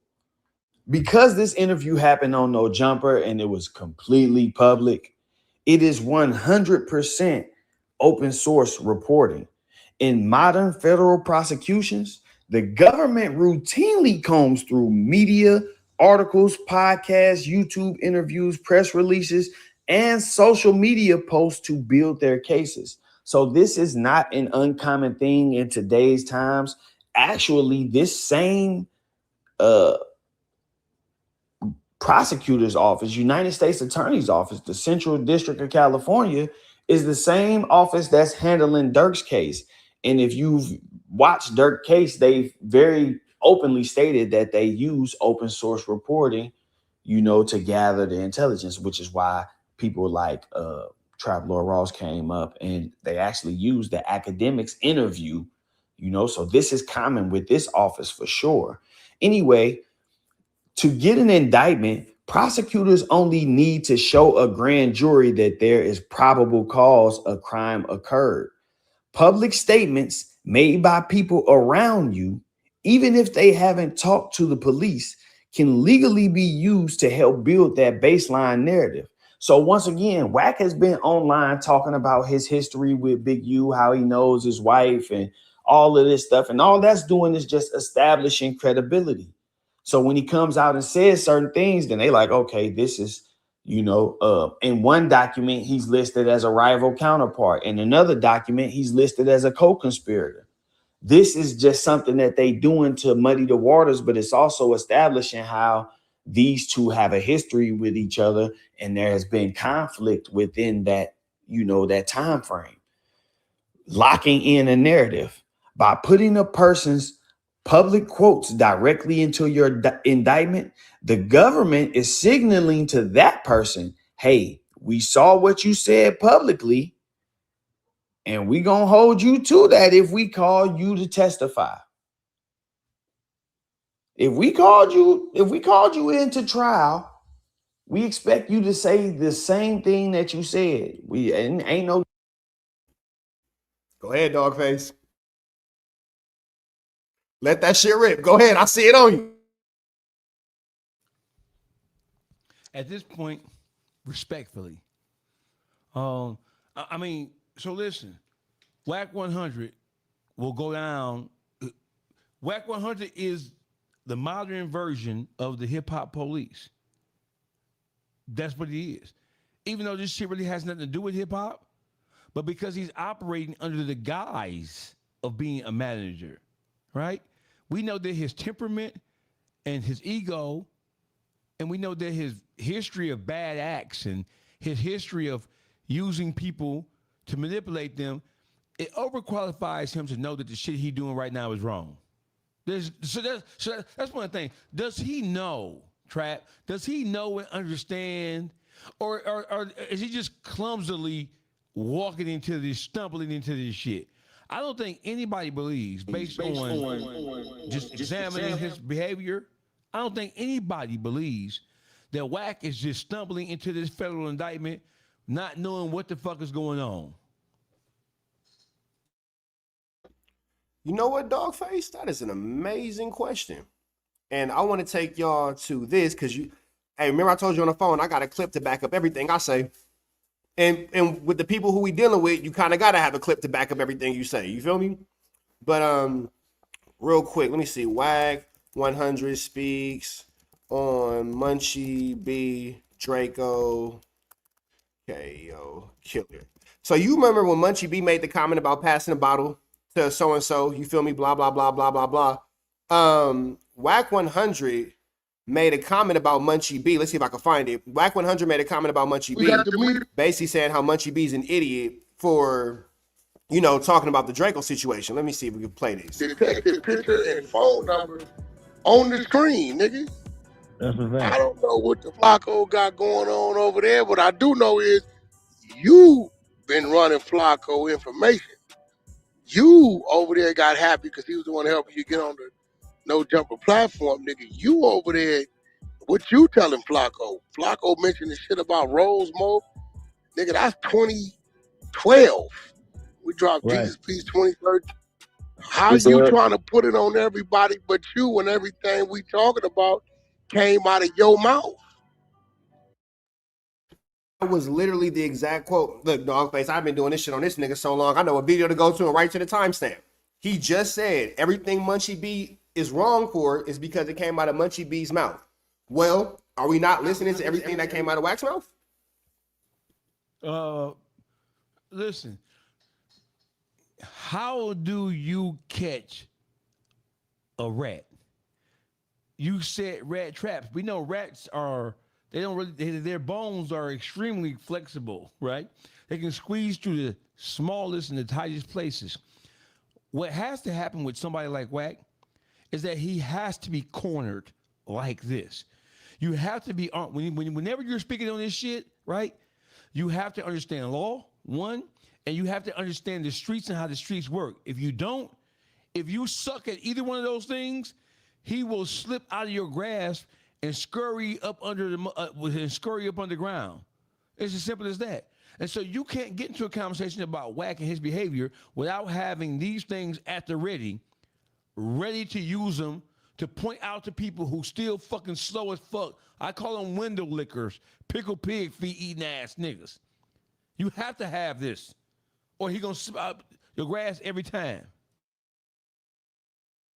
And again, to the chat, I will constantly apologize because I don't mean to treat y'all like y'all slow. I'm not treating y'all like y'all slow. But like Dawgface said, when you have somebody that's so comfortably spinning narratives and has the assistance of the major platforms in our universe, allowing him to spin the narrative, you do have to be able to back up all your claims with facts. It's like what they teach you in school. When you write an essay, you got to cite your sources. And that's all we're doing. But let's continue on. Underdog, you want to say something? Yeah, I just want to say that, when you lay that rat trap, one of the most important things to catch them is to know how they move. Once you set that rat trap in that direction that he moves in constantly, that's how you catch him. Because let's just say that, the mice don't never go in the kitchen, but he always in the living room. It ain't gonna make no sense to put the motherfucking mouse trap in the kitchen. He ain't going to no kitchen. That's not how he move.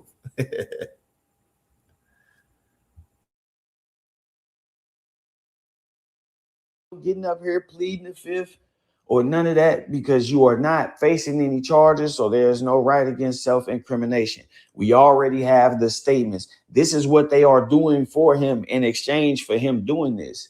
This is why he hasn't been charged. Everybody's saying, how is he a co-conspirator and not charged? He's not charged because he continues to provide them information from for the last 4 or 5 years. We've seen it.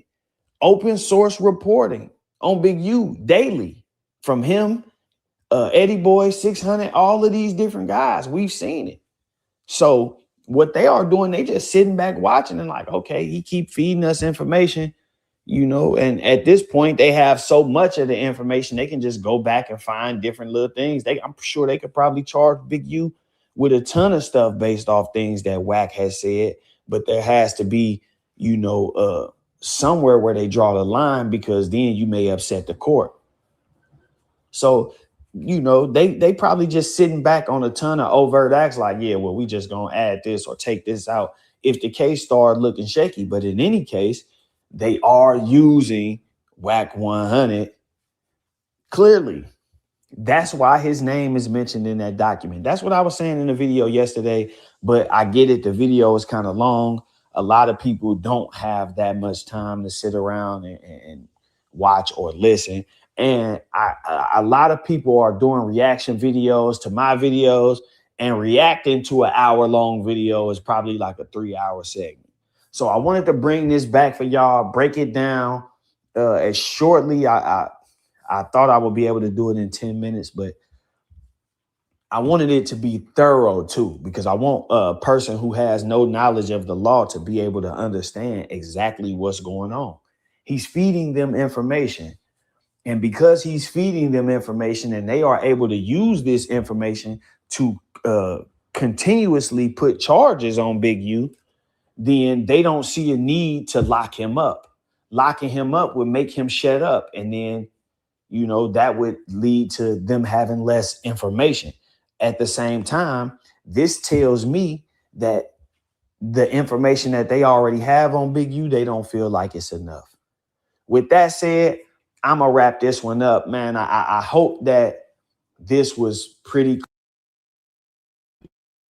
All right, y'all. So before we go on to the next clip, that was Byron Blake breaking down that Wack is in fact named as of today, according to Byron Blake, as it being Thursday, August 6th, 8:30 in South Central Los Angeles.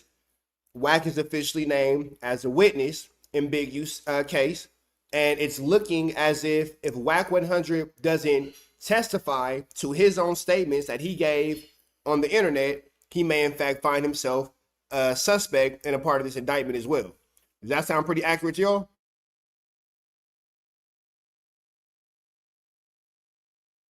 So with that one being said, it's 100% accurate. And listen, we get to the point now where the fact that we have to argue this it is pretty draining, because the amount of brain power we have to expend on this shit, when it should be obvious to just a casual observer, this shit, I can see why motherfuckers get frustrated. I can see, because Wack, he's able to wear down the average person. I can see why he's able to wear down motherfuckers, because he's playing so many games and he has so much help from people who are in positions of power and influence. And on top of that, he gonna try to take your page once you get too hot on this trail.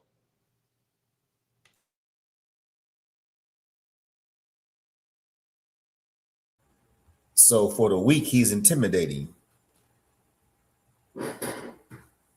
And that's really how I look at him, because I know that, you know, this shit's so cut and dry. And you wonder why people ain't taking the stance. It's because they weak and he intimidating. And I get it. You know, you can have all the money in the world, but if the bully come, it's like Debo. They put the chain up. They gonna whack, put the chain up. You know, so like one of his characteristics is to intimidate, and he intimidates you and back you right in the wall, which is where he wants you at, so he can put you in a situation.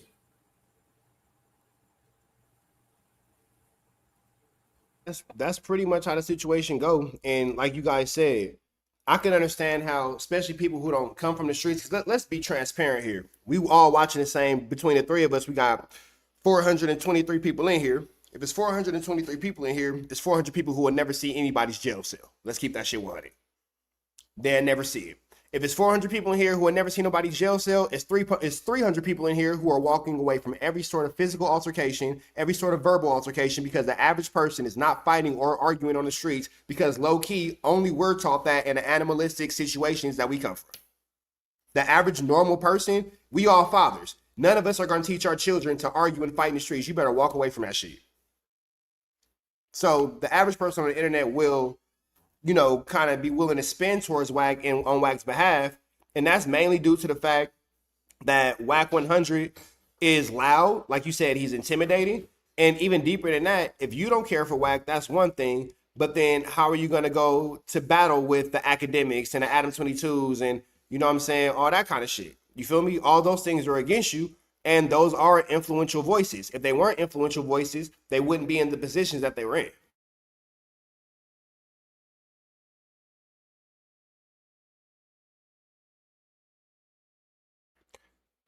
All right, y'all. So I'm finna go into this next one before we get up out of here for the night. And don't worry, chat. We'll be back for some more, man. Me and Dawgface had exchanged information. Underdog, I'm gonna get your information too. You feel me? We're gonna chop it up and we'll be back because it's a lot of things that we could break down about this case. But I know it's a lot to just uncover in one night. But before we get up out of here, I do want to go into one of the hotter topics of Wack 100 chasing Future. Because my biggest question is, why is Wack, you know, not being charged with this when he's the one who has the admission of guilt? And he, out of his own mouth, said that, you know, Big U never chased this nigga. You feel me? So I'm trying to find a quick little clip to where Wack is talking to DJ Academics, and Wack is making it clear that no, I never chased Future. I never chased Future. Let me see this real quick. Because Wack is now maintaining that it was a little trot, or, you know, whatever the case may be. And he's maintaining, you know what? Let me see. He's probably talking out of 22. He's also maintaining that he never said that Future got hands laid on him, despite the fact that, you know, we've seen all these situations. Here it is. Yo, remember when Wack 100 kept saying Future got... Oh, you know what? That's not it. I'm sorry.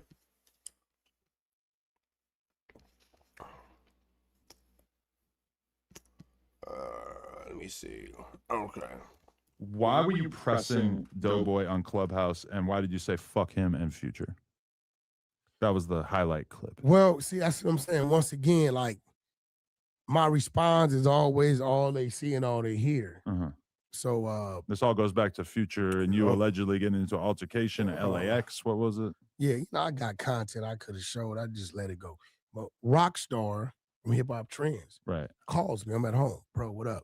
Hey, man, Doughboy is coming to my room.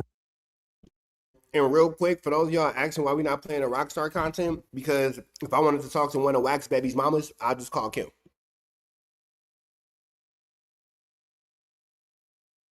Room, you know, he's a rapper. You know, I want you to come in and, like, you know, build with him. Right. My first response is, who is that? I didn't know who he was. respectfully. Right. He like, he wanted Future's artist. That's all right, cool. So when I come in the room, they talking about songs. I guess he had a project coming out.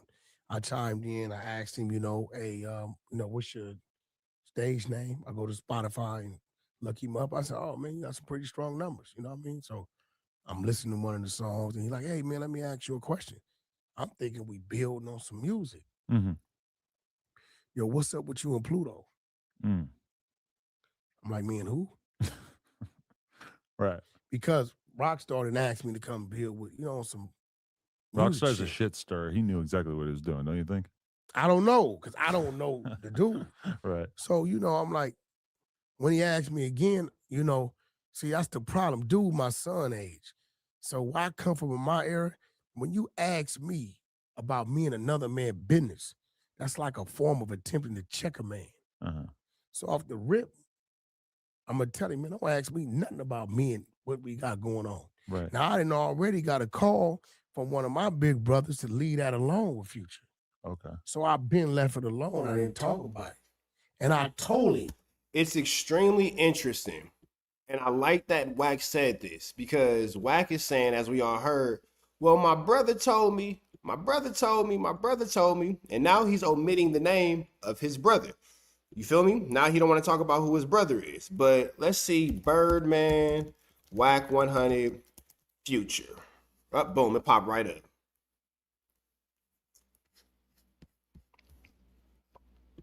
It's a long drop down here, right? He throws the phone at me on speaker. All I hear is Stunner voice. He say, Wack, it's me, Stunner. Talk to me. I say, Stunner, I'm busy right now. He said, yeah, but I don't want you to be, nephew. What's going on? Would he still be considered a gangster if he didn't used to run? But he used to run a heroin empire and he got a ton of people. It's a long drop down here, right? He throws the phone at me on speaker. All I hear is Stunner voice. He say, Wack, it's me, Stunner. Talk to me. I say, Stunner, I'm busy right now. He said, yeah, but I don't want you to be, nephew. What's going on? I say, oh, trick a bag, man. He can't be in our backyard and he don't throw a bag. Either he gonna pay or he finna get ducked and then he gonna pay, right? Trick at home sleep. He don't know what's going on here. So by Wack's own admission, now he's saying my brother. By his admission, he said Stunner's name 3 times. I counted it. Y'all seen me use my fingers. In addition to that, where the extortion comes in, I can loan Dawgface $10. Dawgface, you gonna pay me back my $10 or I'm gonna F you up and then you gonna pay me back my $10. That's what makes it extortion. Oh geez, am I tripping or did I pretty much make it as simple as it could be made? If it gets any simpler than that, then it's like we slowed in. Yeah, shit. It gets simpler than that, we slow. Check your text message. I got a surprise in there for you. Thank me later.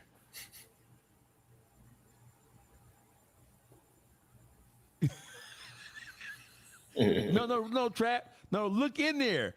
Look at it. Was a change made. It was a change made legally.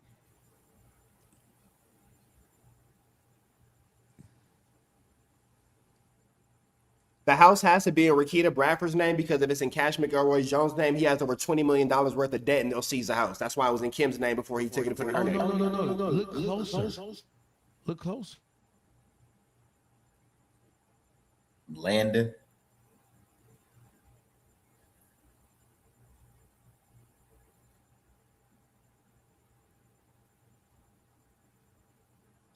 Who the fuck is that?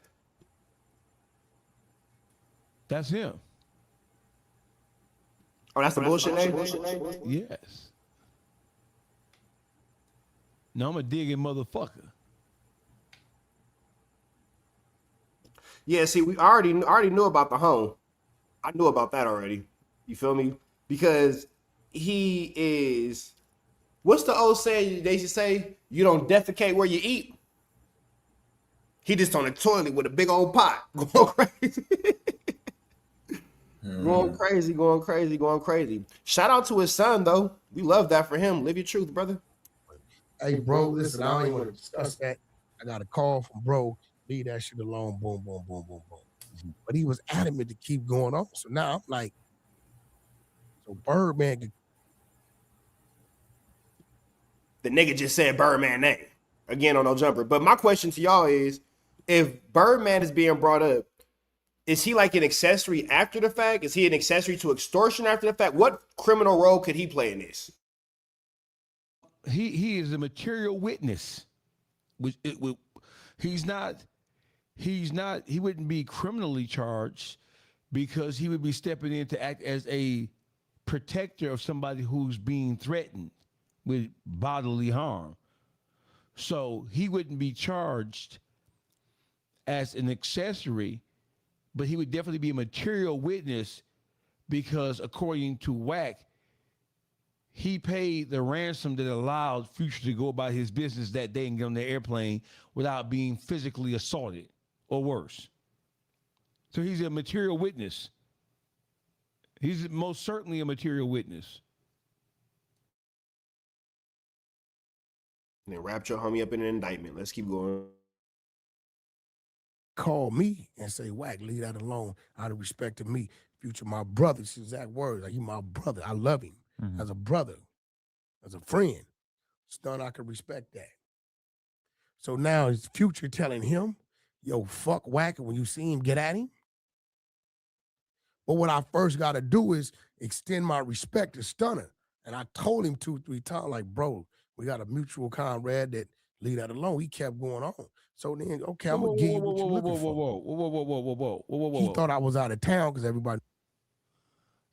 He just said on Clubhouse that he never said Stunner's name. Future, my brother.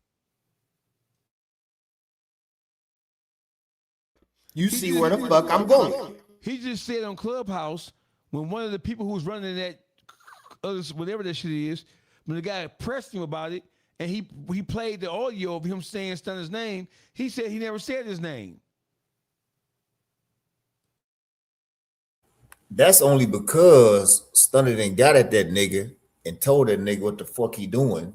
And that nigga trying to clean that shit up now because Stunner probably like, bitch, something come down on me. You know, you gonna have, like, you ain't gonna be a problem to nobody no more. You know what I mean? He probably got ugly like that. Like, nigga, you better clean that up. So he just trying to clean it up now. Like, you know, he just trying to clean it up now because, like, Stunner know that, nigga, every motherfucking name you drop, nigga, that's a charge for somebody. I wish they would come get me for you running your mouth like you crazy. Because who the fuck wants to be tied up to a federal indictment for any reason? From a loose lip nigga, man, shut up. But that's that dry snitching though that I was telling you. That's that dry snitching. You see what I'm saying? Like, for all we know, you know, the feds, you know, they may want Birdman for some prior shit or just, you know, just how they want every boss. You know what I'm saying? They probably want the nigga for something, and this is way, you know what I mean, of creating a circumstance for a motherfucker on that damn platform with that dry snitching, bro. But you know what, Underdog, you took the words right out of my mouth. And I was thinking about it. I said, well, we already, you know, through this almost 2 hours we've been rocking out, broke down what open source reporting is. We broke down how he's examples of his active open source report is literally as current as an hour ago. We broke down how, to anyone who thinks it's not a real thing, it was used against President Richard Nixon while in office to get him impeached. We don't think that Wack is higher than Richard Nixon. With that all being said, do you think that this is maybe some term in some sort of way to where if he needs to, Birdman could be the next person to be indicted based off his hand? Man, only thing, you know, and to me, I just feel like for him to even put a Birdman or a Stunner out there like that, his situation is really he is really in a deep situation himself that he's trying to get out of. You know, his situation probably so deep to where he'd take his chances with a Birdman than the feds.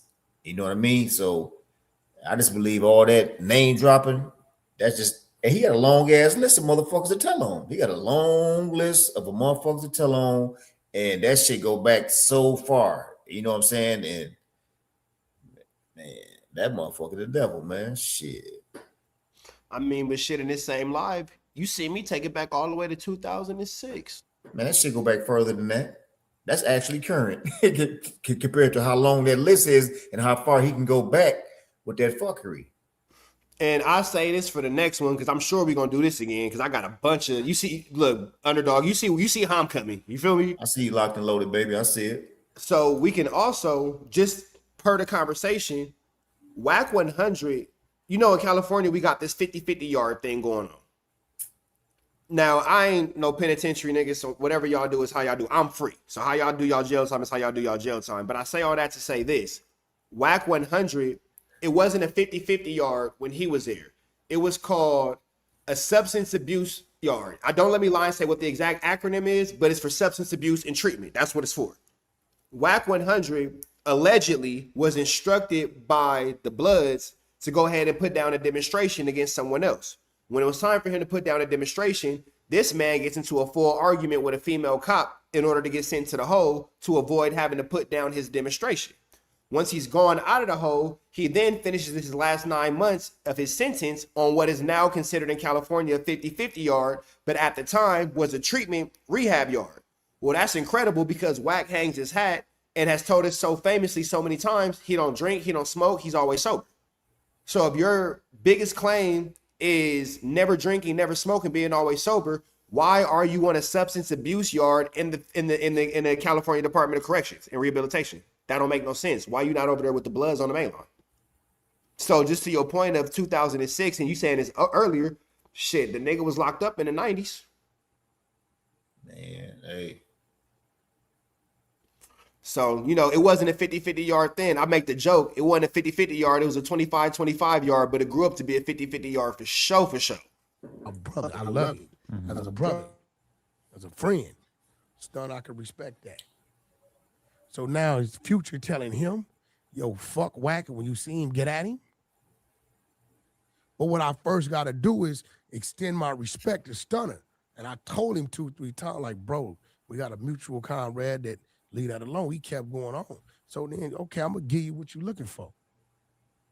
He thought I was out of town because everybody knew I was out of town. He didn't know I was back at the studio. So I said, you in LA? Yeah. I said, well, where you at? You were trying to get Doughboy to pull up on you. No, I was going to Or you were going to pull up. because he was talking about, oh, homie, I like the face-to-face and all this crazy shit. So Rockstar was on his way to my studio that night. I said, well, Rockstar, this your man. You with him in LA? Yeah. Well, go get him. Pull up. So Rockstar tell me we got off the phone. He like, yo, that's a real address? He like, yeah, that's a real address. We're going to come get you. Nah, I'm cool. So you did all that for what? But another nigga gained off the clout. I just had the homie last night, Munchie B from Inglewood said, Wack, I ain't going to lie, because Munchie blind. He lost his eyesight. I ain't going to lie. That nigga won because I didn't know who the nigga was. I learned who he was and started listening to his music. When y'all got into it? Clout. Wait, when I got into it with him? No, when me and this dude, what's the nigga name? Doughboy. Doughboy, right? Right. Guess they tell me from like Ohio. So now you're listening to Doughboy. No. He's a talented No, rapper. not me. I've never. Oh, okay. I just went to preview one of his songs that night. Okay. Because Rockstar asked me to come.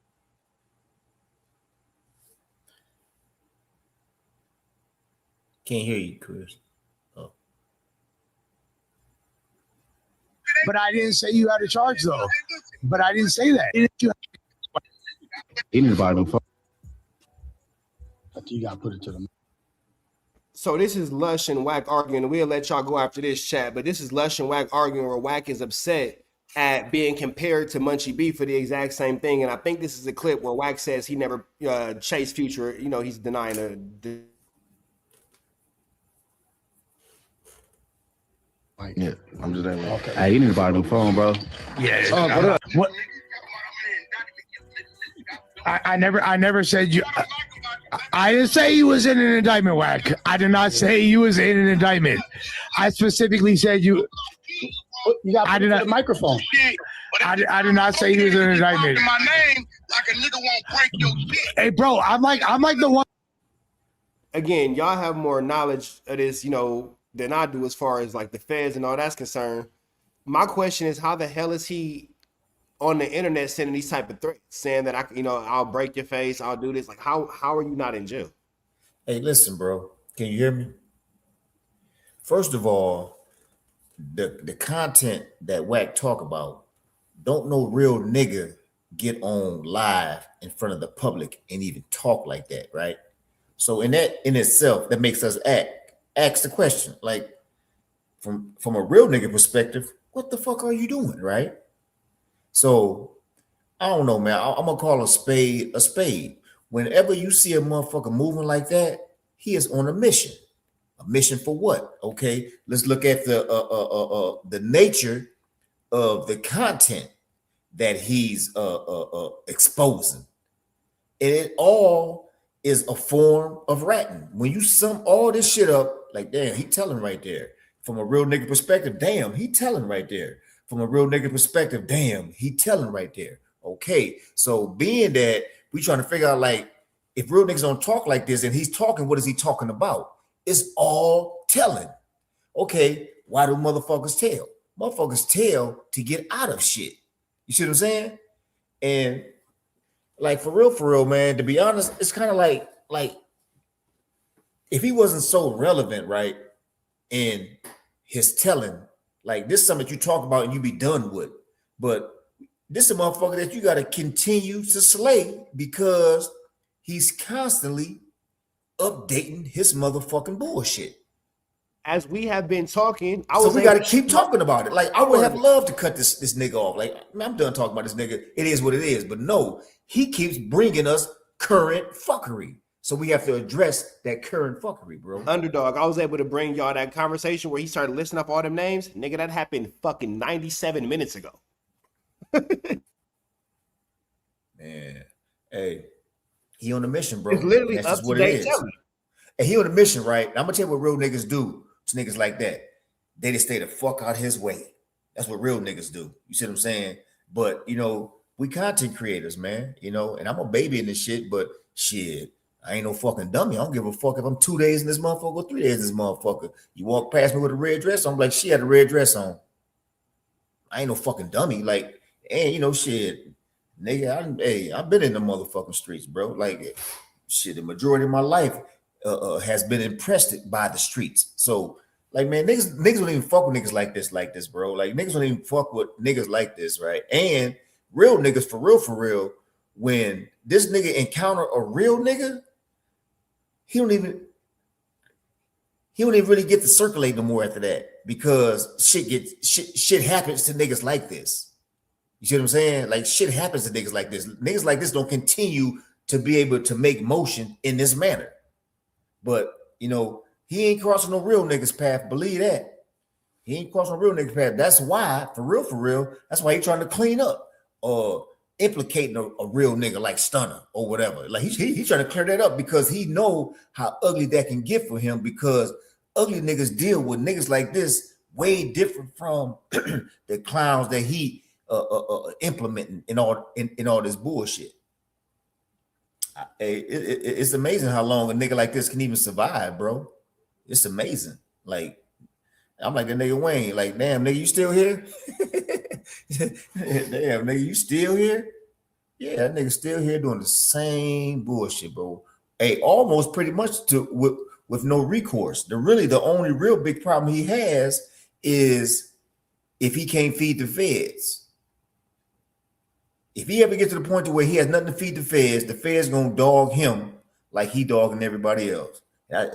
That's the real true day of reckoning for his ass right there. You see what it's gonna come down to, and I'm just making sure I'm looking it up as I'm talking to y'all. I'll be at all them court dates. Don't worry about it. Because what we can't do is depend on these dudes to give us their version of what happened, when I could just give you guys what actually happened. And for those of you guys who are not familiar with what I have going on, I've actually been following the situation with Wack 100, doing investigative reporting docuseries for the last 4 years. So if you guys are interested in any of the things that I'm talking about, go ahead and check my YouTube channel, Trap News Network, TRAPNEWS NETWORX. Make sure you go ahead and tap in that. But you guys can check out everything that we're talking about. I'll show paperwork, I'll show pictures, I'll show proof of him being in certain places and blah, blah, blah. And don't get it twisted. As me, Underdog, and Dawgface continue, we'll bring y'all this way more. This is like one of an unknown number series, because it's so much more to break down. You feel me? Right. Go ahead, Dawgface. Hey, listen, I want to thank everybody for joining us tonight. So I want you guys to know that the next time y'all see us, we going up top with the visuals. We going up top with everything. So just be aware of that. And sorry, and I apologize for any complications with the sound, the echoes that made some parts kind of like rough to listen to. But when we come back to spank ass. Pause. So we'll give y'all this last little run, and then we'll let y'all enjoy y'all night. But it's important that y'all see this. I'm like speaking unbiasedly and defending you. I'm like, but I'm not talking bad. Like, you could save this preamble, but I'm not like talking bad about you. Hey, bitch, do you know what a word action is versus a charge? No one said you had a charge though. No one said that. No, I didn't. No, I did not say you had a charge. I never said that. I never said you had a charge. I don't know what you're talking about. I didn't say you had a charge though. But I didn't say you had a charge though. But I didn't say that. I didn't. Go ahead. But I didn't say that though. But I already knew this was gonna be some. I don't even know why I answered this. Hey, listen, I ain't let you niggas meet who Wack is. And one day I'm gonna show you that. Okay, but you ain't gonna like. But I'm not against you, and I didn't say anything. But like, calm down. Yeah. Even listen, I'm not. Like, I don't know why you tripping on me, bro. Like, I'm not. You was just popping it. No, I wasn't. What did I say that was popping it? Put the microphone to the speaker. He passed the bottle to a that killed the nigga every week. I ain't never said no like that. No, that's not. I'll say it again. That's not. Bro. I think.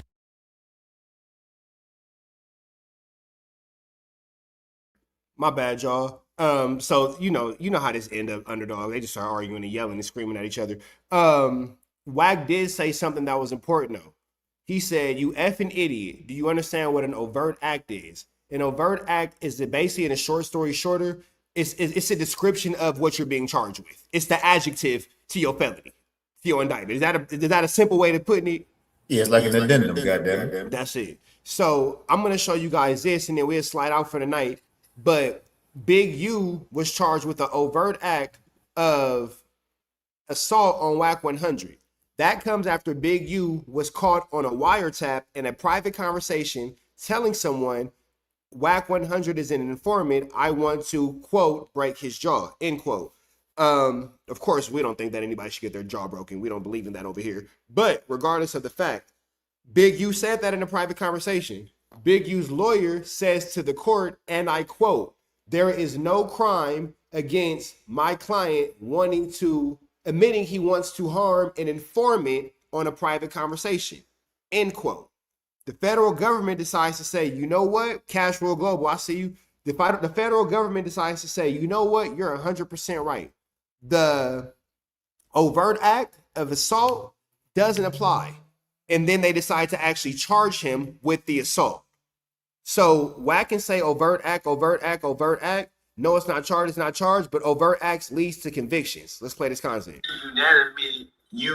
Jury unanimity issues, making it hard for the jury to be unanimous.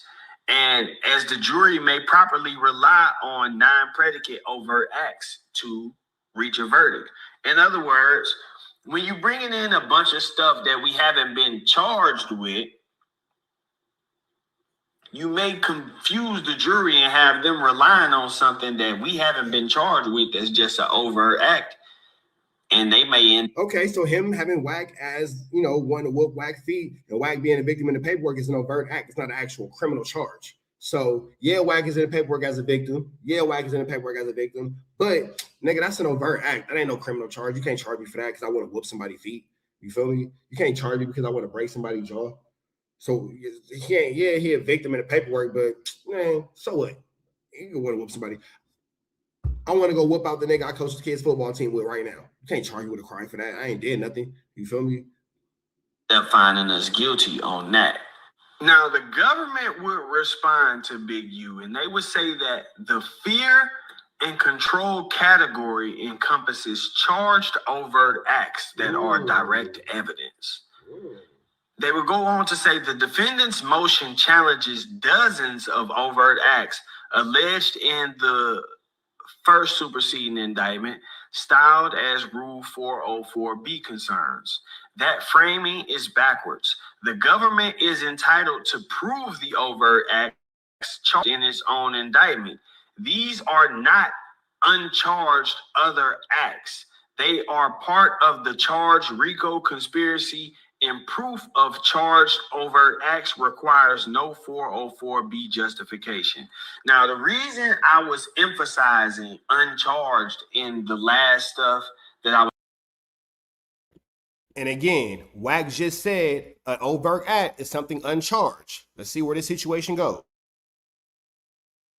Reading from Big U is because I was seeing that they were locked in on that. He kept saying, y'all saying I threatened Wack 100. I'm not charged with that. Y'all saying that I said I wanted to beat up Wack 100. I'm not charged with that.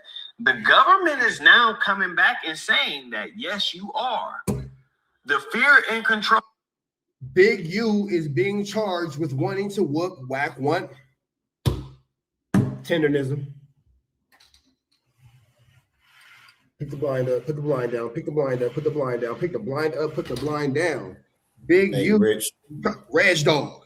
Big U has officially been charged with man. Hey, Big Rich, you know they got the canine dogs, and if you do something to harm that canine dog, they'll charge you. If you do something to fuck with that informant, they'll charge you. So, like we should never question whether or not he is an informant or not. And if he's an informant and you fucking with him, then I mean, it's cool. You just land in the bed with an informant. Hey, it's your prerogative. You know what I'm saying?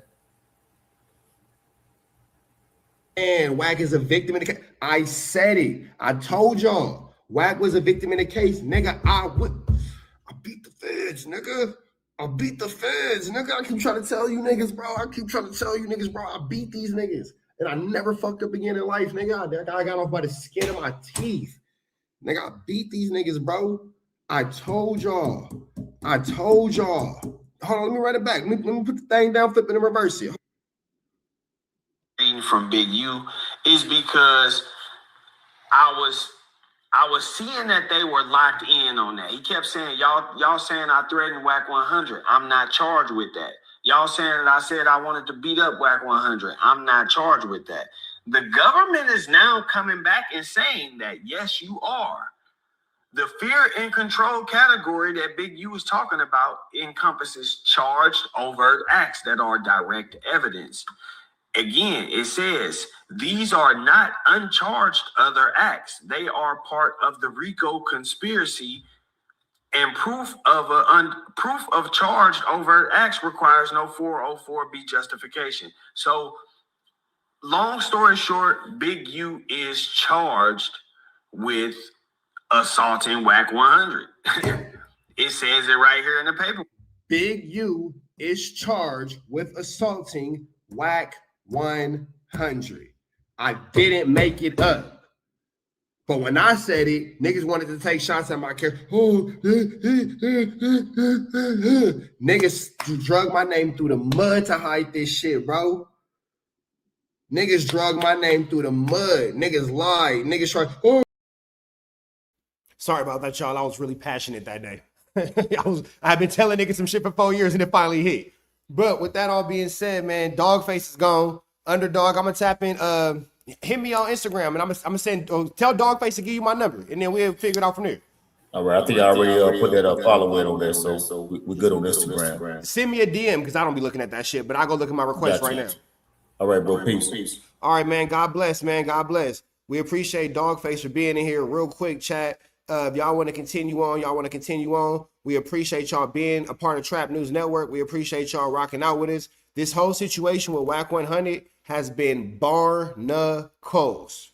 Barnacles. When I say that this situation has been crazy, For my regulars in the chat, y'all know what time it is. Beat the brakes out of the Tony Montana rapper. One of his His security guard's name Roscoe was allegedly caught up in the mess or got messed up in the melee. He was rushed to a local LA hospital. The club, the Graceful Manor, was shut down for the night. So now we have academics talking about who allegedly whooped out Future. Let's jump into this content. Let's get into it. Let's go.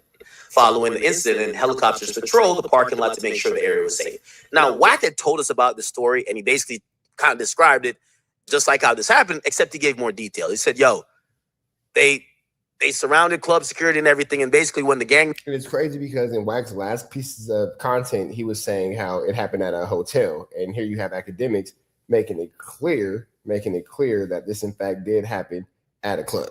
Members of LA want to do something, you have insecurity or security at the club, knowing that they live in LA, they want no sauce. So, Future narrowly escapes a vicious... Real quick to y'all, I'm finna remove Dawgface and I'm finna remove Underdog from the chat. So if you guys, from the live. So if you guys want to continue to watch this, it's on my page, Trap News Network, and we'll dive deeper into some of these things. But I am about to remove Dawgface and Underdog from the chat. So make sure that y'all are in fact tapped in, because if you are watching from their YouTube channels, Dawgface's channel specifically, you will have to come find it on the